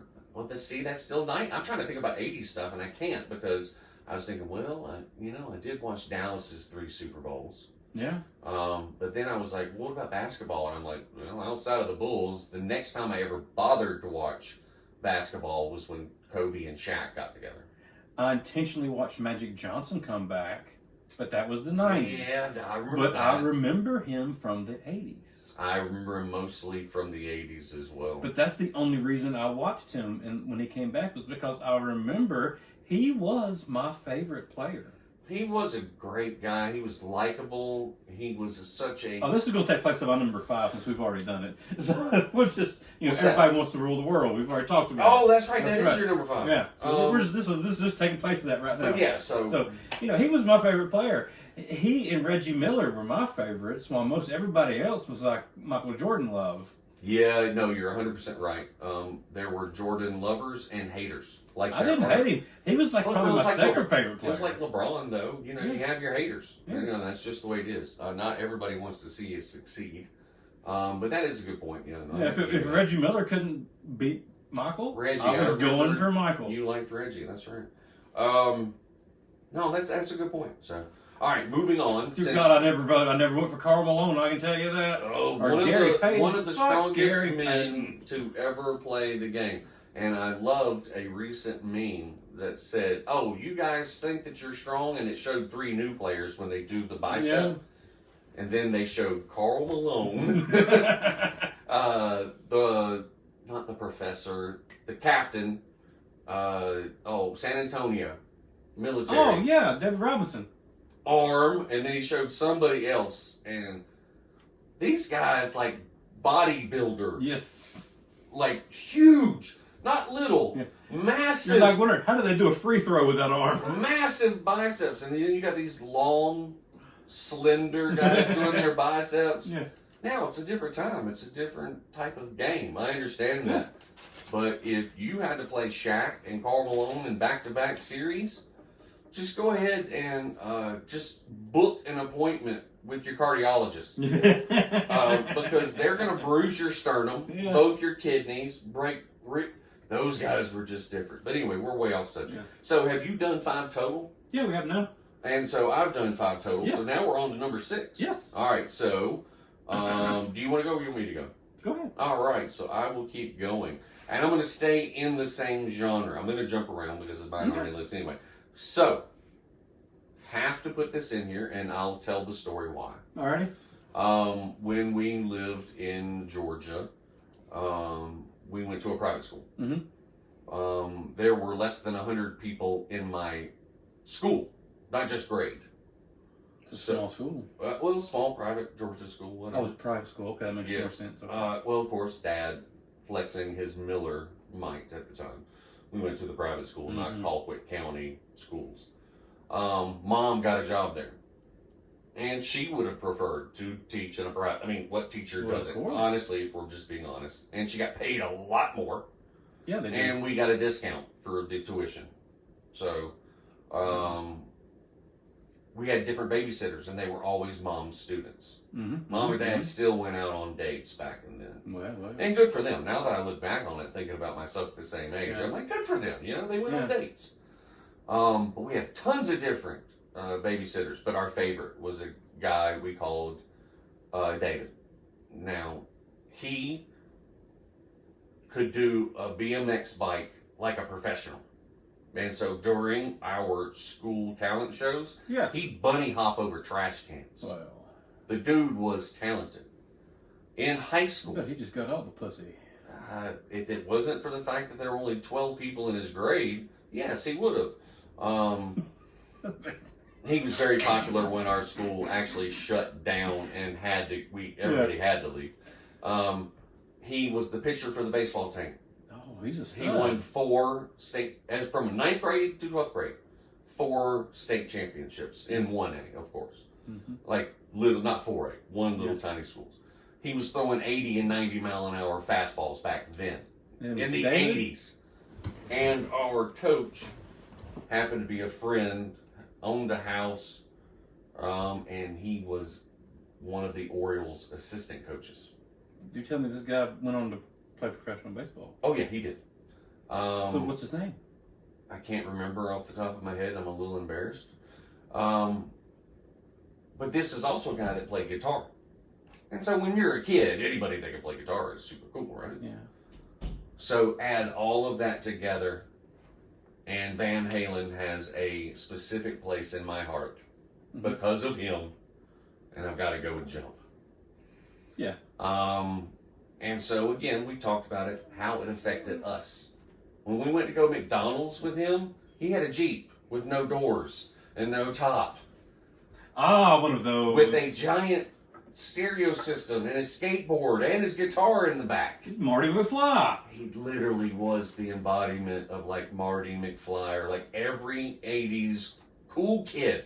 He was the embodiment of all of it. In South Georgia. In Southwest, freaking right above the Panhandle, Georgia. And so he joined twice on the talent show. Once for his BMX, and for a second one was his guitar. And he played. Well, you just knew he was going somewhere. He had like no bashfulness at all. None. Everybody loved this guy. He was so nice. He knew. I don't know how he dealt with me and my brother's wild asses, but we did everything that dude told us to do. Literally everything. He was the epitome of cool in both of our minds. So the fact Fonz, that again, I mean, but even cooler, dude. Yeah, man. Because we would hop in his Jeep and hair blowing through and he is rocking out to Van Halen. You got Van Halen, NXS, everything. Just no, he was a Van Halen guy. He just had been. Okay. Oh, it was like like David Lee Roth and him would have been like great friends. They were like, just so bombastic, just out there. Had the long hair back in the day but all the rednecks who think you're a hippie, they can throw a 92-hour fastball. He's an honest Christian. I like that boy. I mean, seriously, he broke all expectations. Yes. So for me, this one's being thrown in there because at that point, I'd never looked up to somebody in a way that I looked up to him. Yeah. I looked up to my dad. He's 6'5". He's huge, and he fishes and he hunts and a manly man, Eagle Scout. Yes. But as far as like someone that's a little bit closer to my own age, the first like high school kid that I thought, man, like that's the dude I want to be. It was this guy, and we played a ton of Van Halen. Like I said, if you took us to McDonald's, top down, doors off, just screaming, him singing, and he could sing on top of it, bastard. He was just talented and everything. But yes, I'm sorry. That is a memory burnt into my 80s thing. My mom asks me often if I remember singing to Jump with her in the back when I was in the back seat. I don't remember that. That's not a memory. That song really doesn't hold much to me. But I do get it because there's a lot of people who remember that riding in cars singing to Jump. So I 100% understand that. It almost made my list, but it didn't. But two other artists, because speaking is so difficult for me now. Two other artists just really tight, off subject. Cameo with yeah, I know. I can't remember the name of it. Oh gosh. Word Up. Ah, yes. That one and God bless, if I'd just known this 2 seconds. Whoever it was, the Freaks Come Out at Night. Oh. The Freaks Come Out at Night. Yes. One of the first times that I recognized hip hop as actually being fun, but those 2 songs were my dad's favorite to throw on the radio after they'd had beer and pizza, and we're all just dying laughing, and we would sing it the entire way home. So, Word Up by Cameo. This is a view of your father as a drunk now. It's a little bit different. I mean, he loved Little Feat. He was really into 70s funk. He really, so I got it, honestly. However, if we're talking about Jump, it's the same scenario. I'm in a car. Imagine that. Windows, like I said, there is no ceiling. There is no doors. First convertible I'd really ever rode it. Oh, excuse me. I'm looking at this giant sky, and it's a southwestern, flat as hell giant sky. You know what I mean? It's not like here where there's mountains or there's hills. I mean, and the sun is setting, and it's a perfect temperature, and you know you've got the coolest babysitter ever. Your parents are gone, so you know you're going to eat junk food and stay up and watch TV later than you're supposed to. You know, it's just one of those things that kind of like gets burnt into your mind. So Van Halen of that time, given this person, I can almost feel your nostalgia. It is heavy. Nostalgia's heavy with this one right now. Yeah. But again, I tried to base my list off of things. Just about put myself in your position. That had riding. Dude, you would have died. I've never been. If you had been my younger brother, you'd been like seriously. We would have had the exact same thing, and we both would have said it was because of him. You know, it was just one of those things. So, all right. So now, what we got to do now though is, what is your number 6? My number 6 is probably a song that, after Don't You Forget About Me, the song that people associate with the 80s, some people almost the next most, which is Your Love by The Outfield. Oh, yeah. Or you associate it with Grand Theft Auto. Yeah. Oh, my gosh. Grand Theft Auto, especially Vice City, you read my mind. Yeah, that brought back some really heavy emotional feels, because everyone dressed in the 80s. The neon was there, and some of that, it depends on what radio station you listen to. Yeah. But yeah, there was that one. But it was always playing when you went to that one club. That one remember the video? Yeah. Oh, with the thing jumping and they're playing the. Oh, come on, dude. That is. I can only think of two, actually, video game movies, or God bless, video game trailers that made it onto TV that had the impact that song did. Yeah. The only other two would have been Gears of War, the remake of Mad World. Oh. The really slower, more depressed. Well, Mad World's not a upbeat song by Tears for Fears. But the guy who did it really made it feel, and so it really set the tone for the depressing kind of like scenario within Gears of War. And the only other one was Kingdom Hearts, and that is Utada, which is a Japanese singer. And yes, she's a millionaire just based off of the sales of that song that had to do with Kingdom Hearts. Yeah. So outside of that, and I'm sure there's others, don't get me wrong. Like Black had one, Twisted Metal Black, which was the first iteration on PlayStation 3. It had I See a Red Door, and it set the tone for a video game that everyone was so excited for, and then it just ended up sucking balls. Because they changed the mechanics. The graphics were awesome, but the view was different. The camera was farther back, the mechanics were different, and the computer was set to kill, even on the easiest level. Yeah. It just wasn't fun to play, and in some ways, it was frustrating. So again, back to the original point, that song makes me think of Grand Theft Auto 5, which immediately makes me think of Miami, which immediately makes me think of 80's Miami. Exactly. So I love that. Yeah. I love that choice. Yeah, I can remember seeing the video on MTV. Yeah. I mean, it's just one of those songs that it's another one that says, you hear it and you think. It is extraordinary. 1980s. Yes. I would say so far, yours are more nostalgic than mine. Some of mine could very easily be, so like, just to give an example, Welcome Jungle, I would bet that maybe 25 to 30% of it would have thought it was a 90s song. Yeah. Master of Puppets, because of the popularity of Stranger Things, people probably don't know when it originally came out. Yeah. They just know the song. Now the TV shows, hard to, but Jump, or a lot of Van Halen, God bless, I can't speak today.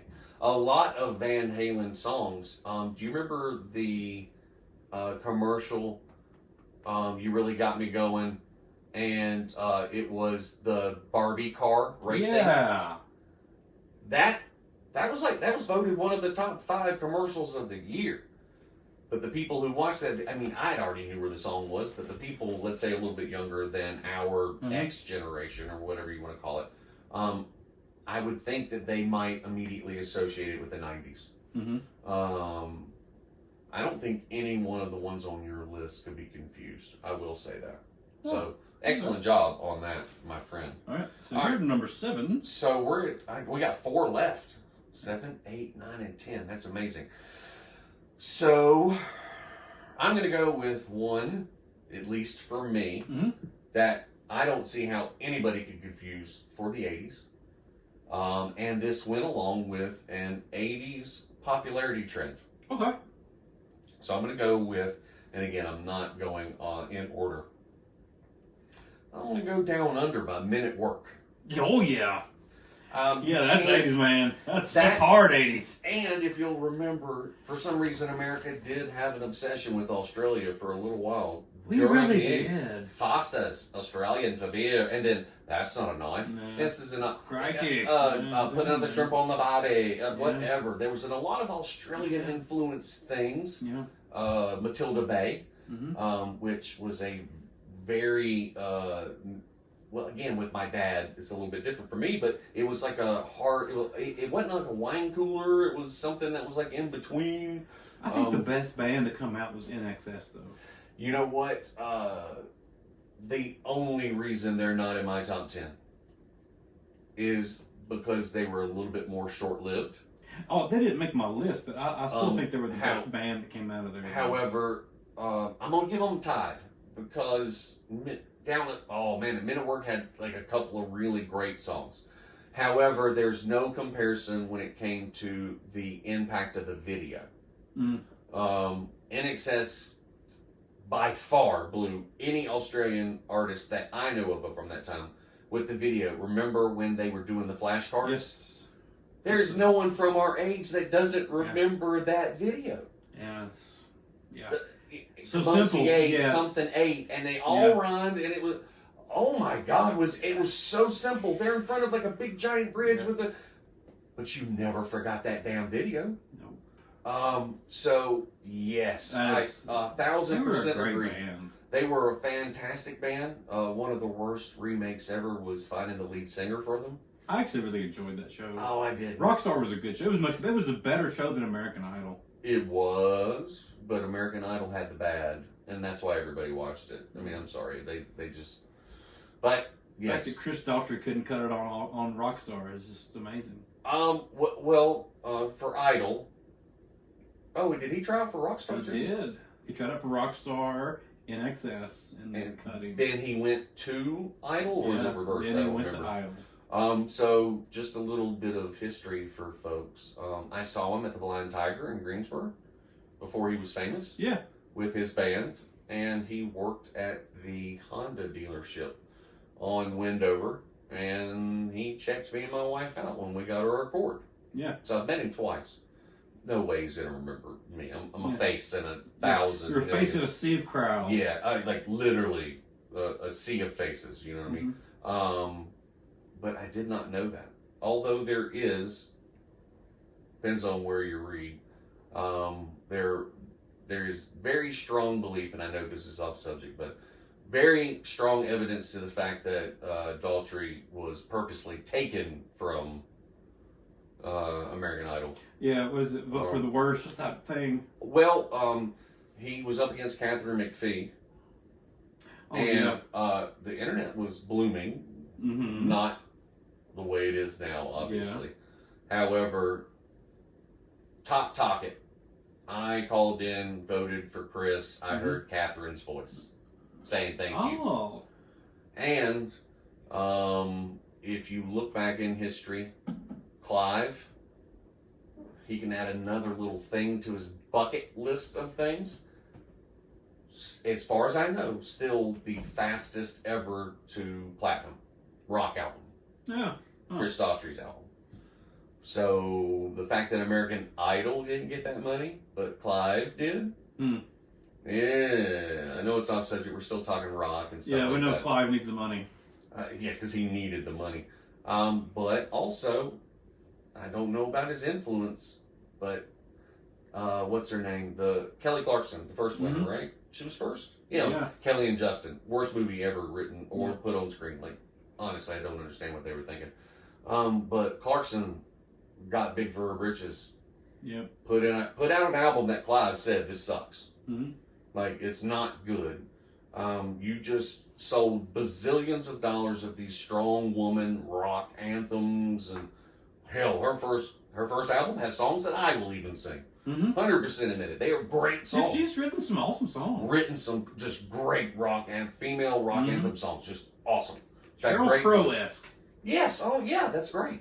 Sheryl Crow just being a little bit less beats per minute. That's it. Yeah, more country. That's a perfect way of saying it. Yeah, a little bit more country more influence. Heartland-esque. Yeah, but Kelly Clarkson, that album was fantastic. And then, again, conspiracy theory, non-conspiracy theory, people's power, whatever. He said it's going to suck. Only album of her that sold less than 500,000. Didn't even go gold, damn. No, it did not. It was pretty awful. But she literally went in a totally different direction of her normal genre. And people are like, what happened to the strong, go get 'em? Like, maybe she wrote this when she was in a depressive period. Just a little bit, a little bit more whiny. And so I love to use the example. People are always so confused.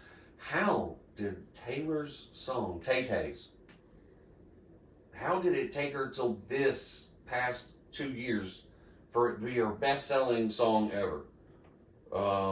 Anti-Hero. Can I raise my hand in the back to state the obvious? Because every other song you've ever written is about how it's everybody else's fault. This song says, maybe it was me. Didn't say it was me. It was just saying, maybe it is me. These are my insecurities. Yeah. Oh my gosh, you mean people enjoy it when you open up and show some weakness? Yeah. Oh, I'm so confused why this is so popular. No, you're not. Don't even say it. You know what I mean? Like, it's like with Miley right now. All she sings about is her thoughts and her feelings about how Liam is now feeling. Yeah. None of it's confirmed. None of it's verified. None of that. It's just her girl power. Yeah. And they're good songs. Again, don't get me wrong. Not my genre. They're good. They're well-written songs. But, yeah. Don't try to hide the impetus for your songwriting, I guess, is where a long diatribe coming back to where I'm at right now. So, I got 3 left. You should have 4 What was your left. number 7? Jump. That's what, okay. So, did you do number 7? No, I haven't gone yet. Okay. Mine is from The Karate Kid. Wow, really? Yeah. It's Bananarama, Cruel Summer. That is a fantastic song.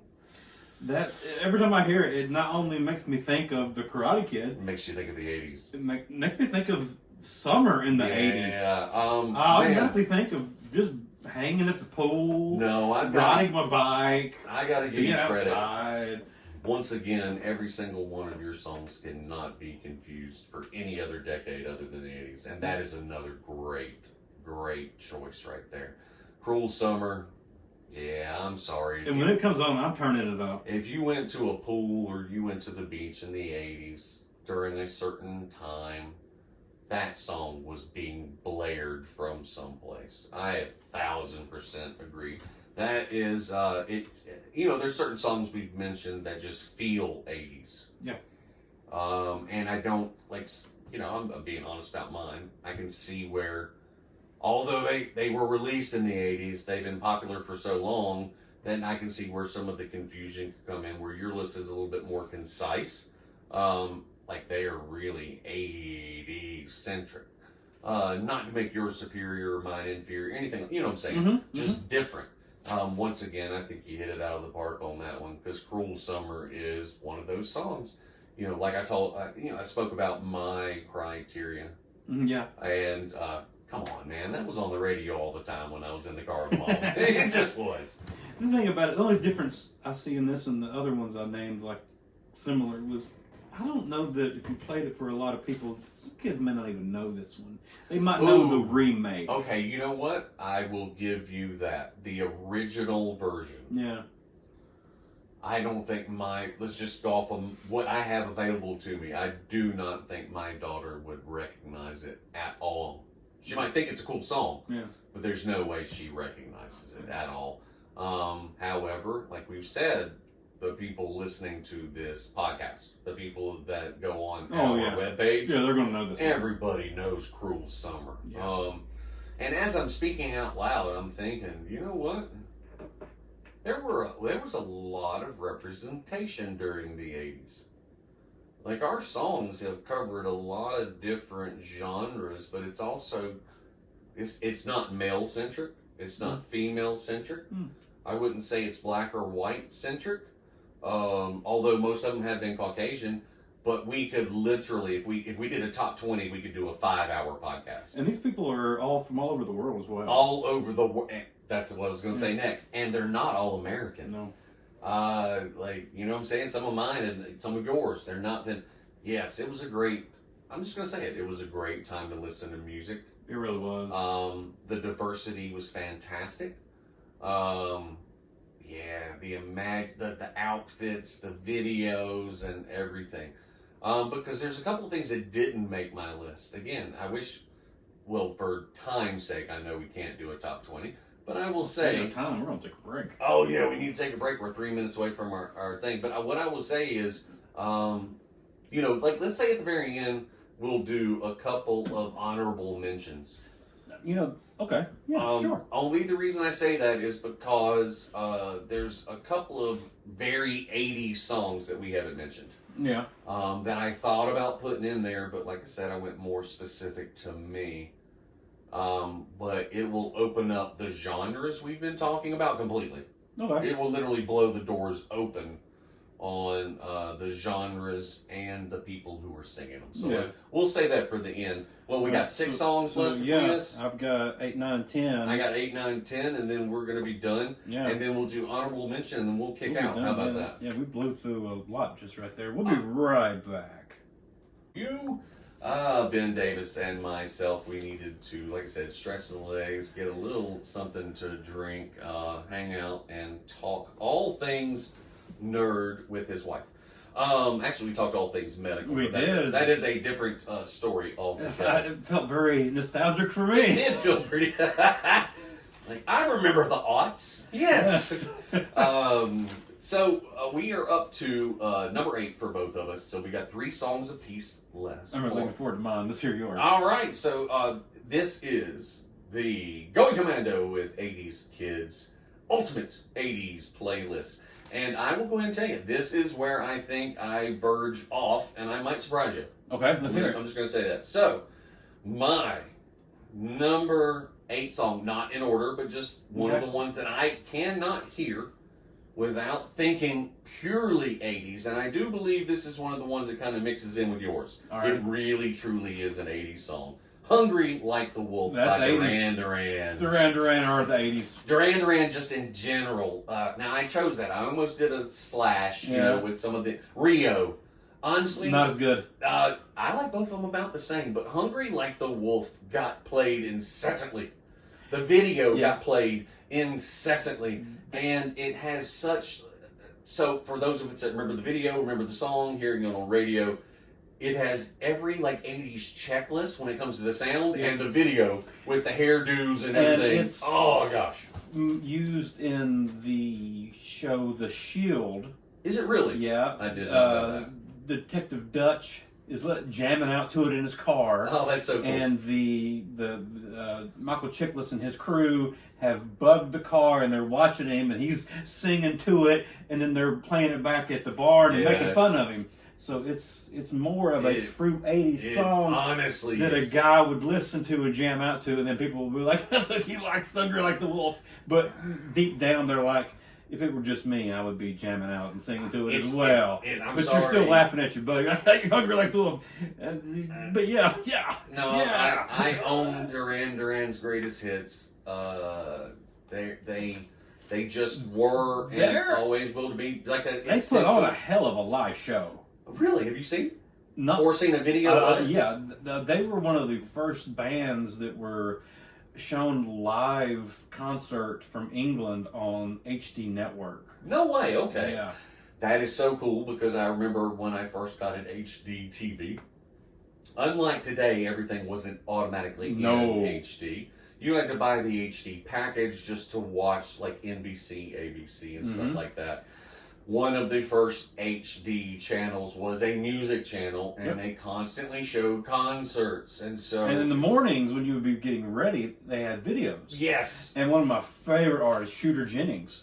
And Oh wow! Gone to Carolina. You see that on my page. I posted it on the Going Commando. Okay, that is he insane. played that video. Was the first time I saw it was on there. I remember the first one I watched. You know, when I was just getting into high definition TV, and also I'd been an audiophile for a long. You know, I loved audio. So literally, the house I was in, the surround sound was built into the house. I remember. You know, so all you had to do was set a speaker in front of it and connect it, and you would never know that there were wires throughout the house. That was really cool when you had that done. Everybody came to my house to watch movies because I never went to your first house, but I remember you telling me. Well, about we weren't as close back then. We talked all the time, but we also had. Remember at the time that you and I were also getting close, we had really young babies. We didn't do it. No one did anything when their kids were super young. No. And so I remember I had won $2,500 from Yahoo playing fantasy football or elimination football. Long story. I thought it was fake, and I had a lawyer look into it, and it was real. I took one of my buddies out. I bought my first huge plasma TV. That's what I did when I got my sign-on bonus. There you go. Same type of thing. I'm like, I want a big TV to go with the fact that I can play music and it sounds awesome. One of the first things when we finally got the upgrade, the box carried HD. Yes. And there was like a whopping 12 channels or something. BS like that. One of them was the music, and I watched 311 in concert and was blown away. Now, looking at things in 4K, you're like, holy crap. But back then, Blu-ray quality was insane. Yeah. Back then, they also used digital optical outs versus the wireless stuff. So I still use that for some the things. sound was carried by light waves. I mean, it's crisp, it's beautiful. I just remember sitting there and hearing crowd noise behind my left. Because I had 6 speakers, you know. I had the front ones, which were huge. I bought them in college, and they could take more watts, so I could turn it up a little bit more. But the other parts of my sound system were a wedding gift from my wife. It was a total Yamaha 6.1 surround sound system. So I had one right behind me. I had 2 on left and right. I had 2 in front of me, plus a massive center channel. Good for you. Your wife actually letting you put those out. She loved it. My wife called mine my ugly speakers. Oh, well, believe me, until I found the right combination of speaker stands and the very expensive wall mounts where they looked almost invisible. Yeah. Just being honest, it looked like a speaker was just sitting on your wall. Nothing else, no wires, no nothing. She hated every second of it. But that was also PlayStation 3 time. We're talking about HD video games with surround sound. You know, oh gosh, what was it on the PlayStation 3? Where it was sort of like World War II, but instead of Nazis, you were facing aliens. Oh, I can't remember. But do you know which one I'm talking about? Yeah, there were a lot of games that came out at that time where the sound was just immense. Dude, it was the first time that ever in a video game that I was aware of where I needed to look based on where the sound was coming out of my house. Yeah. And I just thought, we're in the future. You know, me and my buddy had done it before by combining a bunch of electronic equipment and a bunch of different size speakers and stuff like that. So when the Star Wars THX, Yeah. surround sound came out, first thing we did was go out and buy it and try it on our surround sound system. And it was the first time that I had ever heard outside of a theater something come from in front of me, and I could hear it literally leaving behind me. We did that with a Pink Floyd laser disc. We had someone bring their laser disc, and we hooked it through the surround sound.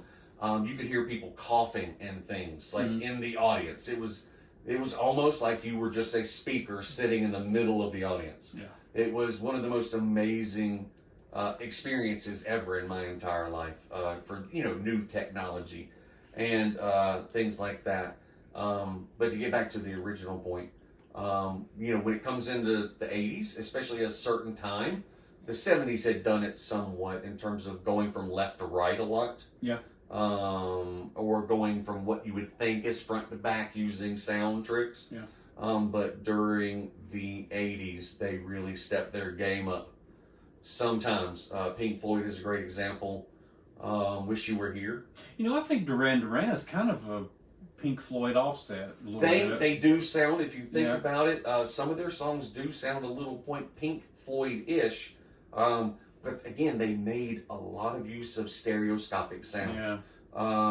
Different things coming from, the laughter in Crazy Like a Wolf. Like it rotates, it's supposed to rotate around you. If you're just listening to a stereo, it sounds like someone laughing. Yeah. If you're in your car or if you're listening to you hear it kind of wrap around you and you're like, okay, wait a minute. The original intent of what the artist, let's say, wanted us to hear is much different when you add all those different components in it. We've talked about it before, like I said, with Pink Floyd, Wish You Were Here. If you had a high-end system, if you turn it only to the right speaker, all you can hear is someone else playing from across the room because they have a mic set up on that second guitar. You can hear him cough. You can hear him literally putting his hands on different parts of the guitar because you can hear the strings moving.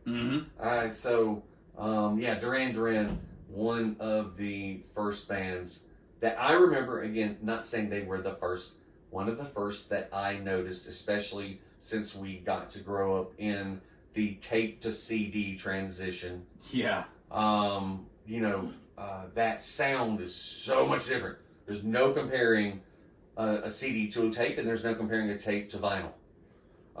It's just not. They're all different sounds, and everybody appreciates their own sounds.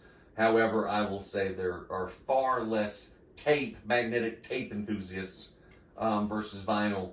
I mean, because they're trying to make that tape thing a thing these days. They're trying to release it, but I'm like, no. And they're trying to bring back vinyl really hard. I'm sticking with digital. I'm gonna just stick with digital, and I'll be honest with you, it's coming from a sense of laziness. Number one, it's crystal clear. It's crystal clear, so all the channels are being filled up. But number two, I can carry it in my pocket. Well, yeah, it's the easiest way to listen to it. It's the best way to listen to it. It's the clearest way. It is. And it's just the best sound. But there are enthusiasts who will argue the same thing between, let's say, cable or DirecTV. Yeah. And literally putting bunny ears in the back of your HD TV. So a little nerd fact, a little off subject. Well, if I'm looking for the best picture, I'm going to do whatever I really need. If it's something that important, okay, I've not come to something that important. How about this random question time that I love to throw into our episodes? Which is the highest quality signal? Does it come from your wall in the form of high-speed internet? Like I'm talking about gig downloads, like I have. Yeah. Is it cable, which is instantaneous? Or is it over the air? I think it's over the air, isn't it? 1,000% right, because you can't send anything over distance without losing ones and zeros. Yeah. The signal that's coming from the air is uncompressed. It was never filtered down to be. So yes, believe it or not, if you plug, all HD TVs automatically have the HD tuner inside of them since they got rid of over-the-air TV. I remember being there at midnight and watching. This TV talk is such a great segue. Oh, it is, and we're going to get to it. But you remember, like your TV just stopped working. Yep. I was there. I watched it go gray, and I shed a little bit of a tear because I'm like, this is literally the end of an era. Because I had been watching over-the-air TV for years out in my garage. I'm not paying to have a cable box put out there. No. But you know what? I get like 20 channels. Like 8 of them are UNC TV. But yeah. I don't care. I can watch ABC, NBC. Back then, UPN. And it's amazing when you get one of them to come through perfectly clear. And then you switch the channel and you're not and getting you're anything. like, damn, that is a great picture. That's the best picture I've ever seen. Well, and then you move your feet and you're like, oh shit. See, that ended when HD, because HD signals are either all or nothing. Yeah, exactly. You'll see the pixelating, but it's either all or nothing. You're not going to get like a wobbly HD signal. It just doesn't happen. So, plugging in that's uncompressed. So here's where I was going with it. Technically, a vinyl recording is nothing more than the vibrations coming through the air and forcing divots into a record. That is that's all about the needle, man. My dad gave me a diamond tipped. And it was fantastic. Don't get me wrong. I got a diamond tipped cock. Oh man, that must hurt the wife. I'm just saying. Enough of this vinyl shit. I don't care. We don't have to go into it. I understand why some people think it sounds the way it does. Yeah. Especially newer vinyl. Just saying. I understand.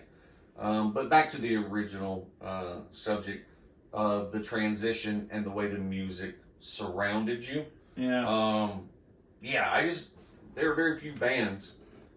Now, you've done an excellent job, don't get me wrong, but there are very few bands. Duran Duran, you think they're the 80s. I mean, they broke up around 1991 or something. Right. I mean, they got the back together in the late 90s, but everybody most of did their for that money crowd. Remember that.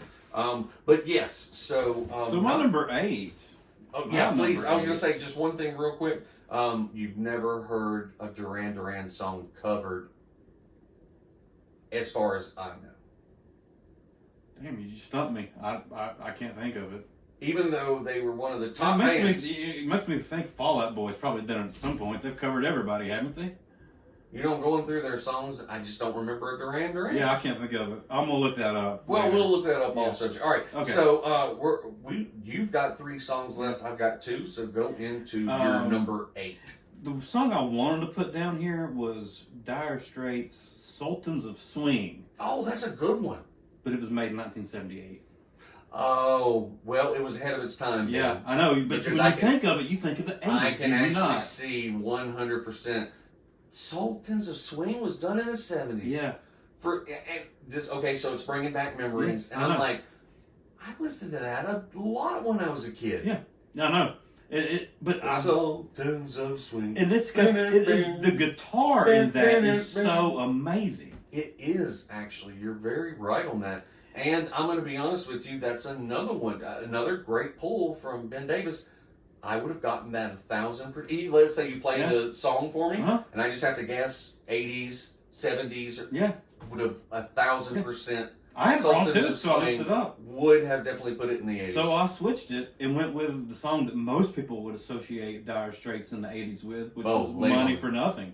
Oh, which is one of the most awesome videos from that era. I was going to say that you read my mind again. Not only is it kind of a synth, little bit of synth on the guitar. I think it was a keytar, actually. Great pull again. But yes, one of the first videos that actually used a very primitive form of CGI. Yeah.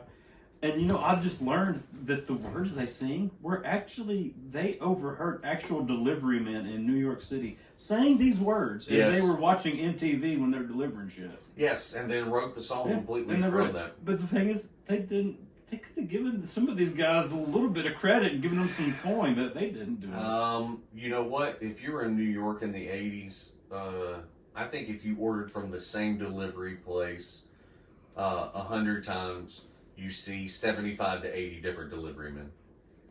Valid point. Back then, jobs like that were not viewed as careers. They were literally jobs you did to get on your feet. Okay. So the turnover, in my memory, I could be totally wrong, but I don't think I am. I could be. But I just remember jobs like that having constant turnover due to the fact that they were what I would call transition jobs. So you think there's probably 1,000 people in New York that hear that story and say, "That was me, man. That was me. I was the one delivering that refrigerator. Saw that video. Yes. I remember those guys." If they are still alive. Yeah. Which is a sad thing to say. Yeah, because the 80s in New York were hard. Oh, God, was it hard. So I'm going to say that, yes, I think if you go to enough bars and or different places during the 80s, like let's say 90s, Uh-huh. you know, literally the next decade, I bet you can find probably 500 to 1,000 different folks that claim that they were that dude. That was you me. Know what I mean? I didn't get my cut. I didn't get my cut. Well, you didn't tell me nothing. Yeah, man, fuck those guys. I'm the one that said money for nothing, kicks for free. I told him that. You think I can suck it, man? But I will. It's family. Yeah, I'm gonna go ahead and say 1,000%. That is another great pool because anyone our age that remembers the song and the video, there is no possible way you don't think it's 80s. I'm gonna tell you right now. Next to Thriller, I think that is the video I remember the most from the 80s. Oh, now that's gonna be in my that's gonna be only in my memorable. God bless.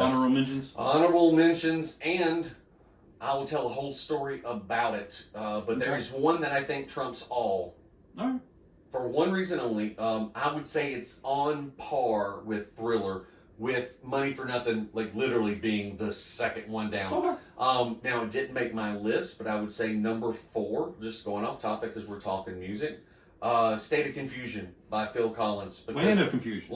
Oh, God, thank you. Dude, that was playing right before you walked in the door. Only because, there was that show with the puppets, the political puppets. Yeah. And so that launched their career. Mm-hmm. He did it. It had Gorbachev. It had everybody.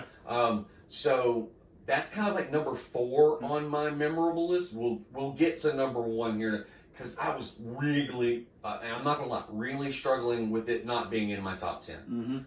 Because they have done a remake of it, and it's even better than the original. But we'll get to that. So we both have 2 left. Yeah. Oh my gosh, this has been. Sorry, I'm writing this down so I don't forget it in like 5 minutes because my brain. Okay, so I wouldn't think most people would have thought that I would pull Duran Duran out of my ass. No, I would have never picked Duran Duran for you. But guess who the next one is? And I can't, again, now I'm really getting into, can't see him outside of the 80s. Girls Just Want to Have Fun by Cyndi Lauper. That's a good one. That's a perfect one. And I would say, I'm being honest, Captain Lou Albano being in those damn videos. He had somehow had a rubber band in his face. It is amazing how much wrestling culture, Cyndi Lauper and the WWF at the time, got together. It is so weird. And another song, being honest, almost made it. Eye of the Tiger. Yeah. Hulk Hogan's intro. Thunder Lips. I'm sorry, but it is just Girls Just Want to Have Fun. And some of her other songs, Cyndi Lauper was one of the 80s women. That's just the way it was. I struggled with Walk Like an Egyptian. Another good one. I struggled with Olivia Newton-John. She was a one-hit wonder, but that song was everywhere. The question is, was that 1979 or 1980? Olivia Newton-John Physical was 1980. I looked it up. Okay. It barely made it. It was January, wasn't it? I think might have been, yeah. I just remember it was right on the cusp. Yeah. But yes, Physical. Man, I'm such a nerd. People our age, that might not have been, your jam. Yeah. It might not have been something. But we talked about pop-up video right before. Right. These are pop-up video VH1. These are things that were the 80s to us. Oh, God. And I'd be hard-pressed to find, again, with me being a metalhead, being a kind of like a hip-hop head, not necessarily the most popular music. Do you have the Beastie Boys on here? Struggled with whether they should be on here or not. Once again, because of the cultural reference and everything. However, I will be honest. Check your head. From then on, I had the tape. Don't get me wrong, because Fight for Your Right to Party, Brass Monkey. But I think most people associate them with the 1990s. I do, and it's because of when they went to playing their own instruments, right? Yeah. They each learned how to play an instrument they loved, and they were almost like the rap version of Rage Against the Machine. Very good pull there. That's they're very close in terms of their political messages. Yeah. They did it differently, Mm-hmm. but I said they did it better. Check your. I would fight that only because "Bulls on Parade" is one of my favorite songs, literally. My point on that is the Beastie Boys are actually easy to understand. Now, I will give you that. I don't think that you can't understand his lyrics. I think a lot of people did not understand the concept, right? Sometimes you just couldn't understand what the dude was saying. He screamed. He was one of the first screamers, that was super popular. Yeah. I mean, some of the more played songs you could get, but if you went, sometimes you just couldn't understand what he was the saying. riff, F you, I won't do what you tell me. I mean, Rage is awesome. As a teenager, or a preteen. I'm still turning that shit up, man. Oh, God, come on. Everybody's like, yeah, Rage Against the Man, or whatever. My daughter's like, Reagan's like, what is this? Oh, yeah, I'm know. Like, come on, get down with it. Seriously, they had that first album with the monk that had doused himself with the gasoline, and that is a real picture. Anyone that wants to go back and look at that, man, that is a real picture from Tibet. Yes, like that dude, and he did not move. I don't see how that's possible, but he literally did not move. Maybe he took some weird drugs before he set himself on fire. I don't know.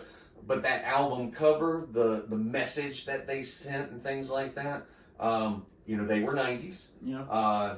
But, oh my gosh, Beastie Boys were saying things, harder guitar riffs, you know what I'm saying? Yeah. Just like they took rap to a totally different genre. So it was a hard one for me not to put them in there. But the reason I did it is exactly why you said it. Because when I think of Beastie Boys, I think about my time in college. Well, let me ask you this. Or late high school, early college. Well, for Cyndi Lauper, if it hadn't have been for the music video, would you have put her on here?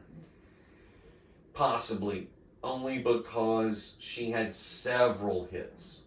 Not just a few, but several hits. And then back then, like I said, it was different. More people did not care if it's a female, male, rainbow hair. Mm-hmm. I'm sure she was fairly the alphabet soup positive. And, both of us have admitted on air, we don't hate anybody. Yeah. Right? I mean, this is us. We may not understand everybody, but we don't hate anybody. We might not understand you, but we both believe in God. Not to get weird about it, and we just think, hey, it's a lot easier to love people, right? Yeah, man. So if you took Cyndi Lauper from then and put her now, it's just such a, forgive me, it's a shit show. Because they're just dissecting everything about her outfit and her lyrics, etc., back in the day, because it was so normal to be different, which was actually cool. It was. It was hip to be square. In the 80s, man, it was different. Sorry for doing that, but yes, Mohawks were in fashion. Pink hair. Literally, she was considered a gorgeous woman. Yeah. With a mohawk and multiple earrings and a different look about her, but again, people concentrated more on the content, let's say, of the music, and she wrote songs that people could relate to. I'm sorry, that's it. It was either her or Madonna for me. Those were the ones for those were the women in the early 80s. It was those were the two. And I would until Whitney Houston came around. You just read my mind again. Until Whitney, and it was hard for me not to put Whitney down. But we're talking about what affected me. I gotta tell you, she never crossed my mind. Well, it's what affected me, right? Yeah. If I'm going logical and I'm going sales based, then that original list is so much different than this one, which is just personal opinion. And what were the things that I remember that instantaneously bring me up those feelings, right? That's what we kind of agreed on. So yes, my next to last is Girls Just Want to Have Fun by Cyndi Lauper. I can dig it. You've gone really 80s in these last couple. Well, I wanted to do, the listeners, if they don't know me by now, most of that your songs are switching some gears. I'm liking them. Major gears. You are, man. You're cranking them. And so you're not in a car. You're in a transfer and you're traversing mountains. Also, come on, between Madonna and Cyndi Lauper, they're on the top 10 everywhere. Yeah, I mean, we've talked about it, like Yo MTV Raps, and of course the metal show. Oh my God, my brain just went blank.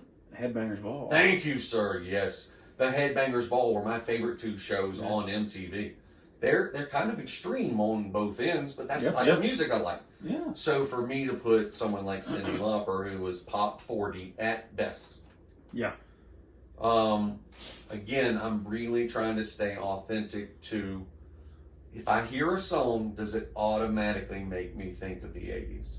Mm-hmm. And I don't think anyone our age hears Cyndi Lauper. And at some point, she was played sometime during your existence, during your 80s. Mm-hmm. She was not played during the 70s, as far as I know. She was not played during the 90s. She is an 80s icon. She kind of Madonna covers lots of different... Up until the mid-aughts, she started to kind of fade. Right. I mean, she even had a video with Ollie G. Yeah. That's a long time into her career. Mm-hmm. Because Ollie G was on HBO, I mean, a lot later on. So, again, staying true to what I'm, it's like I did with the Jedi. Like, I'm going to, or with our Battle Royale last time. Action heroes. I'm trying to stay within a certain kind of realm of rules. Yeah. Because there's so much. Oh my God, the 80s produced so many one-hit wonders. So it could get confusing pretty quickly. Madonna, I can see a lot of people not knowing which song. Well, maybe Papa Don't Preach. Yeah, great. But do people Like remember Like a Prayer, Like a Virgin? Yeah, and Like a Prayer. Those are probably the three biggest ones. But Like a Prayer, 80s, was that 80s or 90s? Ooh, that's a great point. I know the answer. 89 or 91. I'm not going to say it, but I can tell you it was premiered during a Super Bowl. Okay, what was it? And it made huge waves. All right, before we move to the next one, tell me what year. 89. All right. Well, my number 9. Well, let's go ahead. All right. In 5, we had Everybody Wants to Rule the World. So in mine, we've kind of my guys going into cruise control for that, and Your Love and Cruel Summer. You got 2 left. What is the next to last here? And I just had Money for Nothing. Good guitar rock song. Fantastic song. Now we're in 9, and we've got The Cars from 1984. Magic. That is a great song. It's a great summer song because it's about summer. It starts off once again. Summer. Yeah. What? Okay, so Magic. I need your brain. What was their other hit? Massive hit.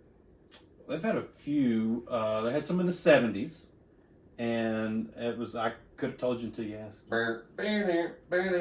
Just What You Needed was one of them. Is that what it was? Okay. I know what I'm doing. I'm confusing the Cars with the song Cars from the 80s, which was very 80s. Yeah. Yes, okay. That's where I am getting those two things confused. And I'm going to be honest, I can't even remember. And Cars, you know which one I'm talking about? Yeah, I know that. I remember that song, but I couldn't tell you who sung it. My brain is not. Was that Devo? Yeah, no, wait. The Cars were like Shake It Up. Yes. Drive. Right. The one that's been in so many Adam Sandler movies. Right. Yes. 100% now remember. I was getting those confused for a second. You Might Think I'm Crazy. Oh, that one with the tall woman and the little man. Yes, I was going to say, actually, that's the one I was thinking of, and I would have put that song ahead of yours, personally. The only reason I put this one is because this one was in Adam Sandler movie. He has so many car songs in his movies. He does. But this one reminds me so much just specifically of summer. Fair enough. I remember... The other ones don't have that much meaning to me other than just watching them on VH1 as a kid. Perfect, But this one just brings back feelings of this time right now. I can play this song right now. I can play this song in the middle dead of winter in a snowstorm. Right. And it will make me feel like it is right now outside. I could play it this winter and it'll give me this feeling of what we're doing right now. Okay, yeah. I could play it and it would give me the feeling of 20 years ago. Possibly slight age difference between us. I think You Might Think I'm Crazy came out before that. Let's find out. I don't know why. Same year. Same year. Same album, actually. That is insane. Okay, so I think it might have been the video. It was the video. It's Heartbeat City was the name of the album, and it was a big album. You might think I'm crazy. Yes. For some reason I remember that video being extraordinarily popular. I don't know if that is true. This is a number 3 album. You might think. Really? City. Yeah. I'm trying to see how many it sold. I was going to say what, and it probably lists all the singles. Yeah, it had 6 singles. No way! What, can you read them? Yeah, You Might Think was the first. Right. Then they put out Magic. Then they put out Drive. All right. Hello Again. Yeah. Why Can't I Have You? Don't know and then that one. Heartbeat City. Do know that one. Don't know the other It took over... They were releasing singles from this album for almost 2 years. That's insane. Yeah, that's insane. That's a long time. Yeah. I don't know why, but that... Yeah, You Might Think I'm Crazy is the one that has stuck with me from the 80s. But just like all of your other songs... Quadruple platinum. Whoa. That is impressive. For a band like this. Any band, quadruple platinum is just insane. But I think, I have said this in the podcast so far, you're running a pretty tight gambit on, like, things that could not be confused with any other decade. Where mine... This is the only one I think that can be fused. I think people would say this might be the 70s, because they started off in the 70s, too. Okay, so for at least me, and I totally dig what you're saying. You dig what I'm putting down, man. I am picking up what you're putting down there. Roger. But so at least for me, though, You Might Think I'm Crazy is totally an 80s. Yeah. I'm watching the top 20 hits at night. Gotcha. Like, Yeah. like this is right there with it. It's kind of the same year, everything. So. Yeah, that is... Okay, I understand what you're saying. You might think I'm crazy. Yes, 100%. Remember hearing it 1,000 times in the car with Mom. Remember seeing the video 1,000 times. Because that was one of the first times that Video Killed the Radio Star made sense to me. Yeah. And that's not saying anything about the band. Yeah. I'm just saying that, MTV... you could be super talented. You saying You Might Think that was a number 7 hit? I mean, that one, I remember that one, dude. And the one I've listed was a number 12. Yeah, 7 and 12 back to back. That is huge. Can you imagine that? Oh, that is huge. I'm just hoping that we can produce one podcast that gets literally 10,000 hits. Oh yeah, just give us one. Everybody listen to it 5 times. All right, so now we are down to our last 2 songs. Again, mine are not in order. Ben Davis's has been ordered, although it doesn't matter because we're just going over songs. Ultimate 80s playlist. Some of my original ones could have been confused. Ben has been very tight in the fact that I think all of his songs are definitely 80s style songs. And so what I'm going to go with is my last one. And again, one that you probably would not think I would put on here, but I'm going to do it anyway. Wake Me Up Before You Go Go by Wham! Man, that's a great... Between that one and Silent Whisper. It's a great one to end on. That's a great closer to a playlist for 80s. George Michael and the... I'm so sorry. I just had it in my brain, but like everything else nowadays, it's, post-COVID. Is it Steven? Yeah, I think you're right. But they had a ton of songs. Yeah, they were big over there in the 70s. Oh, huge in the UK. And then they filtered over to the US during the 80s. And most of their songs were just pure fire. He went out on his own. I've not watched the documentary on Netflix yet. I have, just because his album that had Faith on it. That was a Got to have song. Faith, that was one of the albums rather, where I got to hear his voice like unfiltered. Mm-hmm. And if you're going to ask me who the greatest vocalist to come out of England, it is not Elton John. No, it's Freddie Mercury. disagree respectfully. I think it's George Michael Hmm. because the dude could wail. Yeah, Now, if we're talking about rock singers, Freddie Mercury, God bless, I can't talk. Freddie Mercury 1,000 times over. Yeah. But the albums that he released on his own, Don't Let the Sun Go Down on Me. Well, yeah, he did that along with Elton John. but you know who else did that along with Elton John? I can't remember. Roger Daltrey did that too. No way. From the Who. Oh, I totally forgotten that. He did that on the Lost Boys soundtrack, and that was a killer. That was killer. You're right. But yes, Wham just came out with a couple of songs there. They were on fire. Of course, the Christmas song. And then, thank you. You read my mind yet again, which you constantly do on this podcast. Well, we've known each other 20 years, so about damn time. But yes, still to this day, I think the Taylor Swift remake is an abomination compared to. Yeah, sorry. She did it?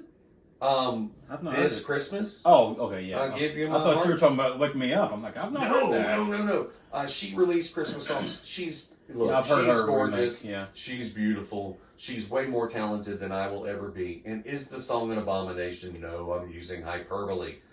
However, there is no comparing. It doesn't have the original Elton John version to hers. Hers is very sweet and gives you diabetes.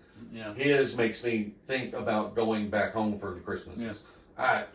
Just my opinion. Yeah, I can dig it. But Wham is one of those groups that, again, you're not going to confuse them for the 70s or the 90s. Yeah. Most people our age are going to say, yeah, as long as you're American. Yeah, I would agree. England with different charts and stuff like that. But that was almost like a third or fourth. They keep talking about the British invasion. It just keeps happening over and over again. Yeah. That was a wave, like the Eurythmics. Yes. Elton John was popular. He really was popular in the 80s as well. Yeah. You just had so many bands from over there. Fine Young Cannibals. I'm just going through my head. There were just so many English bands. Yes. So as I go through this, I picked Wham because of George Michael's very distinctive vocals and their very, very distinctive sound that they had when they were releasing albums. But again, I've admitted it. He released an album that just blew me away vocally. So I might be a little biased.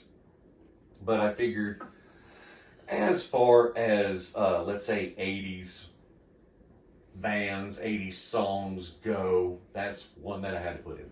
Yeah. All right. Well, for my last one, I came about this close to ending on the Miami Vice theme song. But then I was like... You could purchase it. No, I didn't. And then I was like, well... And there's this other song. I almost came this close to ending on Steve Winwood. Oh, okay, yeah. So then I was like, no, I don't think that's the one to end on. I'm like, this is the last song to a killer playlist. You're setting it up here, buddy. And this is the song that you want to end on. This is like the song you're pulling into your destination. Fair enough. So this is the song that you're going to be like, man, I just feel like I've accomplished something. I feel like I feel satisfied. Fair enough. So, Phil Collins, In the Air Tonight. That is one. So you took one of my top 5 alternates. Yeah. And we already talked about Land of Illusion.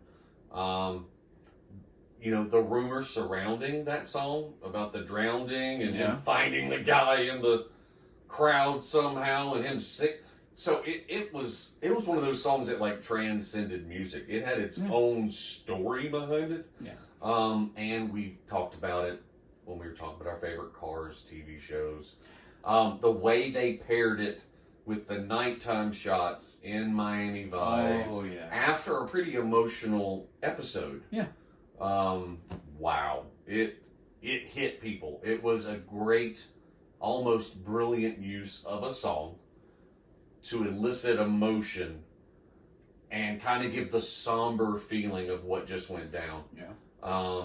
So, gotta give you another props. No way in heck anybody thinks that's the 70s or the 90s. That is, and I haven't used this word yet, but I'm going to use it for this one. Iconic. Oh. 80s song. Yeah. It ties into so much media. It has fingers everywhere. Like not all of our songs, let's say, have fingers everywhere. Mm-hmm. But that was one of those songs they used in movies. They used in commercials. They used. It was everywhere. Phil Collins was he spread. the dude for a hot minute. Yeah, he was the 80s for a while. He was. And, we talked about him way back on our Best Drummers playlist. Yes, and we put him in. I talked about him. Yeah. You didn't necessarily agree. I didn't think he was a top drummer, but at the same time, a guy that's an English band, and again, I don't know. I'm telling you right now, I cannot name another. Who's another drummer that sings? Mickey Dolenz. That's a great pull, and I would have never done that in 1,000 years. I'm just saying, I don't know of any. Yeah. So to be able to sing and drum the way he was able to. Well, Mickey can't do that. I'm just saying. The Monkees didn't do it. And the Monkees didn't do it. You're right. Yeah, but you're right. I mean, and the fact that the way he got the gig for Genesis when Peter Gabriel left. Right. The thing is, he did not know any of their songs. And he waited till last to audition. Right. And how he got the gig was he hung out in their pool and listened to all of their songs being played. Right. So when it was his turn, he went up there. He already knew them because he learned them by ear and got up there. And that's how he got the job. Peter Gabriel, brilliant artist, but now he is quintessential 80s with some of his songs. To me, he is. But I wouldn't put him on the list because none of his songs to me are like that. Sledgehammer great. Is great. It's good great. To me. See, to me, it's just Sledgehammer is one of my favorite songs ever. Really? Yeah. Well, that's the name of Tom Segura's new. But thing, again, we're talking about is it cemented as 80s? Yes. Oh, that is, yeah. Was it cemented, let's say, in my brain as top 80s? No. Yeah. He was sort of like Paul Simon. Like, Call Me Out. Yeah. For me, who could forget Chevy Chase showing up in the video and playing sax with him? Yeah. But at the same time, is that the song, given the time period, that I would have went to if my friend said, play a great song? Is that the song I'm playing? Yeah. Do I love it? Yes. But is that what I'm playing? No, I'm not playing Paul Simon. So I played that one, Julio down at the schoolyard. I was going to play one of Paul Simon's songs. That's a great song. Yeah. Me personally, I like Call Me Out.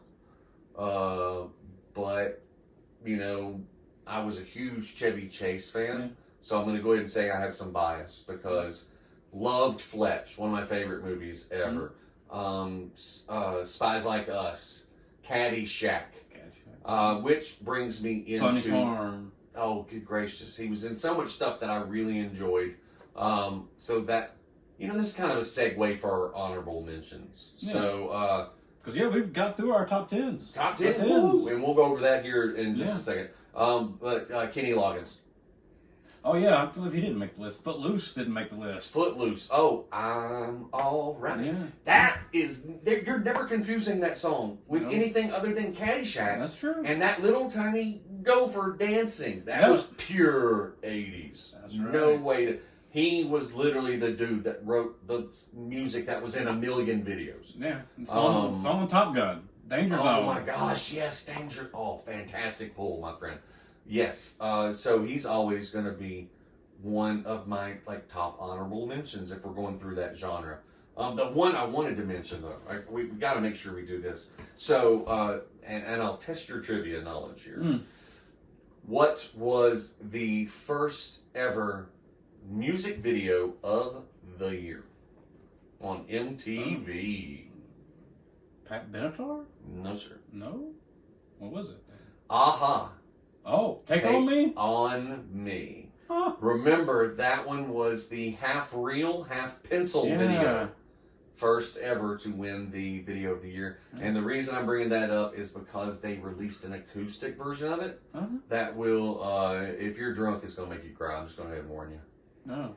because the high sped up version, so energetic, the extremely at the very end, whatever. People didn't pay attention to the lyrics. Yeah. When they slowed it down and they did it, because you can see the video, it's all the original guys, you know what I mean? Oh my God. When you hear the lyrics, you're like, oh wow, they put a really sad song in a really happy song's like package and then handed it to you and you had no idea. But yeah, so faithful listeners, if you want a song that'll pull on your heartstrings a little bit, Aha, Take On Me. First ever 80s MTV music video, but the second one is a little bit on the sad side. So, but also honorable mention, Whitney Houston. Yeah. Which one? She ruled the airwaves for a while, with all her different music, but she also lasted into the 90s. She did. Was The Bodyguard in the 90s? It was. So very early 90s. I would say she had millions of hits. With the remake of the Dolly Parton song. Yeah. I mean, that just blew. That was #1 for weeks on end. There's another song, Dolly Parton, 9 to 5. That's 5. definitely 80s. Dabney Coleman. Oh, God, yeah. 9 to 5 was one of her bigger, like, let's say, pop hits outside of her country stuff. I would say Tina Turner. Yeah, I was really surprised that she didn't make my list. I wanted to, but when I did my list, she was also going to be a multiple song one because when the second Mad Max came out, she was on fire. Yeah. But that also, her fame lasted into the 90s, and then a lot of that, unfortunately, let's say, it started to revolve more around her and Ike. Yeah. And so, for me, it's not that. She didn't have great songs. Sometimes I think the 90s overshadowed her a little bit. And so, well, Karthy, what about Michael Jackson? That went on for a long time. Yeah. And he already had like 5 platinum albums by that point. Well, yeah, he started in the freaking 60s, man. 60s, yeah, come on, man. And so, I remember we were working at the hospital when he died. I remember the day. I don't remember the specific date, but I remember the news spreading like wildfire at the hospital. Michael Jackson has died, and I'm like, what? Now, I mean, work stopped. Yeah, for a little bit. Yeah. He was that dude. Everybody like walked out of the rooms and like looked at a TV and was like, what? But at that point, his music had really started to slow down. Yeah, it had. However, he was starting that tour again. But he had hits in every decade. I mean, he did. He was, when we talked about it earlier, the difference between prolific writing, making a very complete song with so many different sounds. That dude was a musical genius. On a level that Stevie Wonder, man. We don't see. I'd put David Bowie up there, even. Again, Under Pressure almost made #1 instead of the Hammer to Fall. Fame. Yeah. Under Pressure is another great example. They called him Star whatever for a reason. Yeah. He was just way ahead of his time in terms of his musicality. And I don't think there's been a whole lot of folks recently, just me maybe being old and honest, that have done anything to like impress me in terms of the complexity of the song.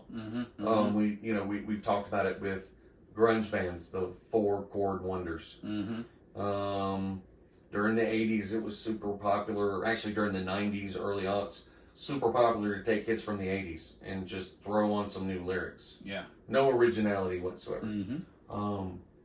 So I would say, just in my opinion, some of the complexity of music has been lost.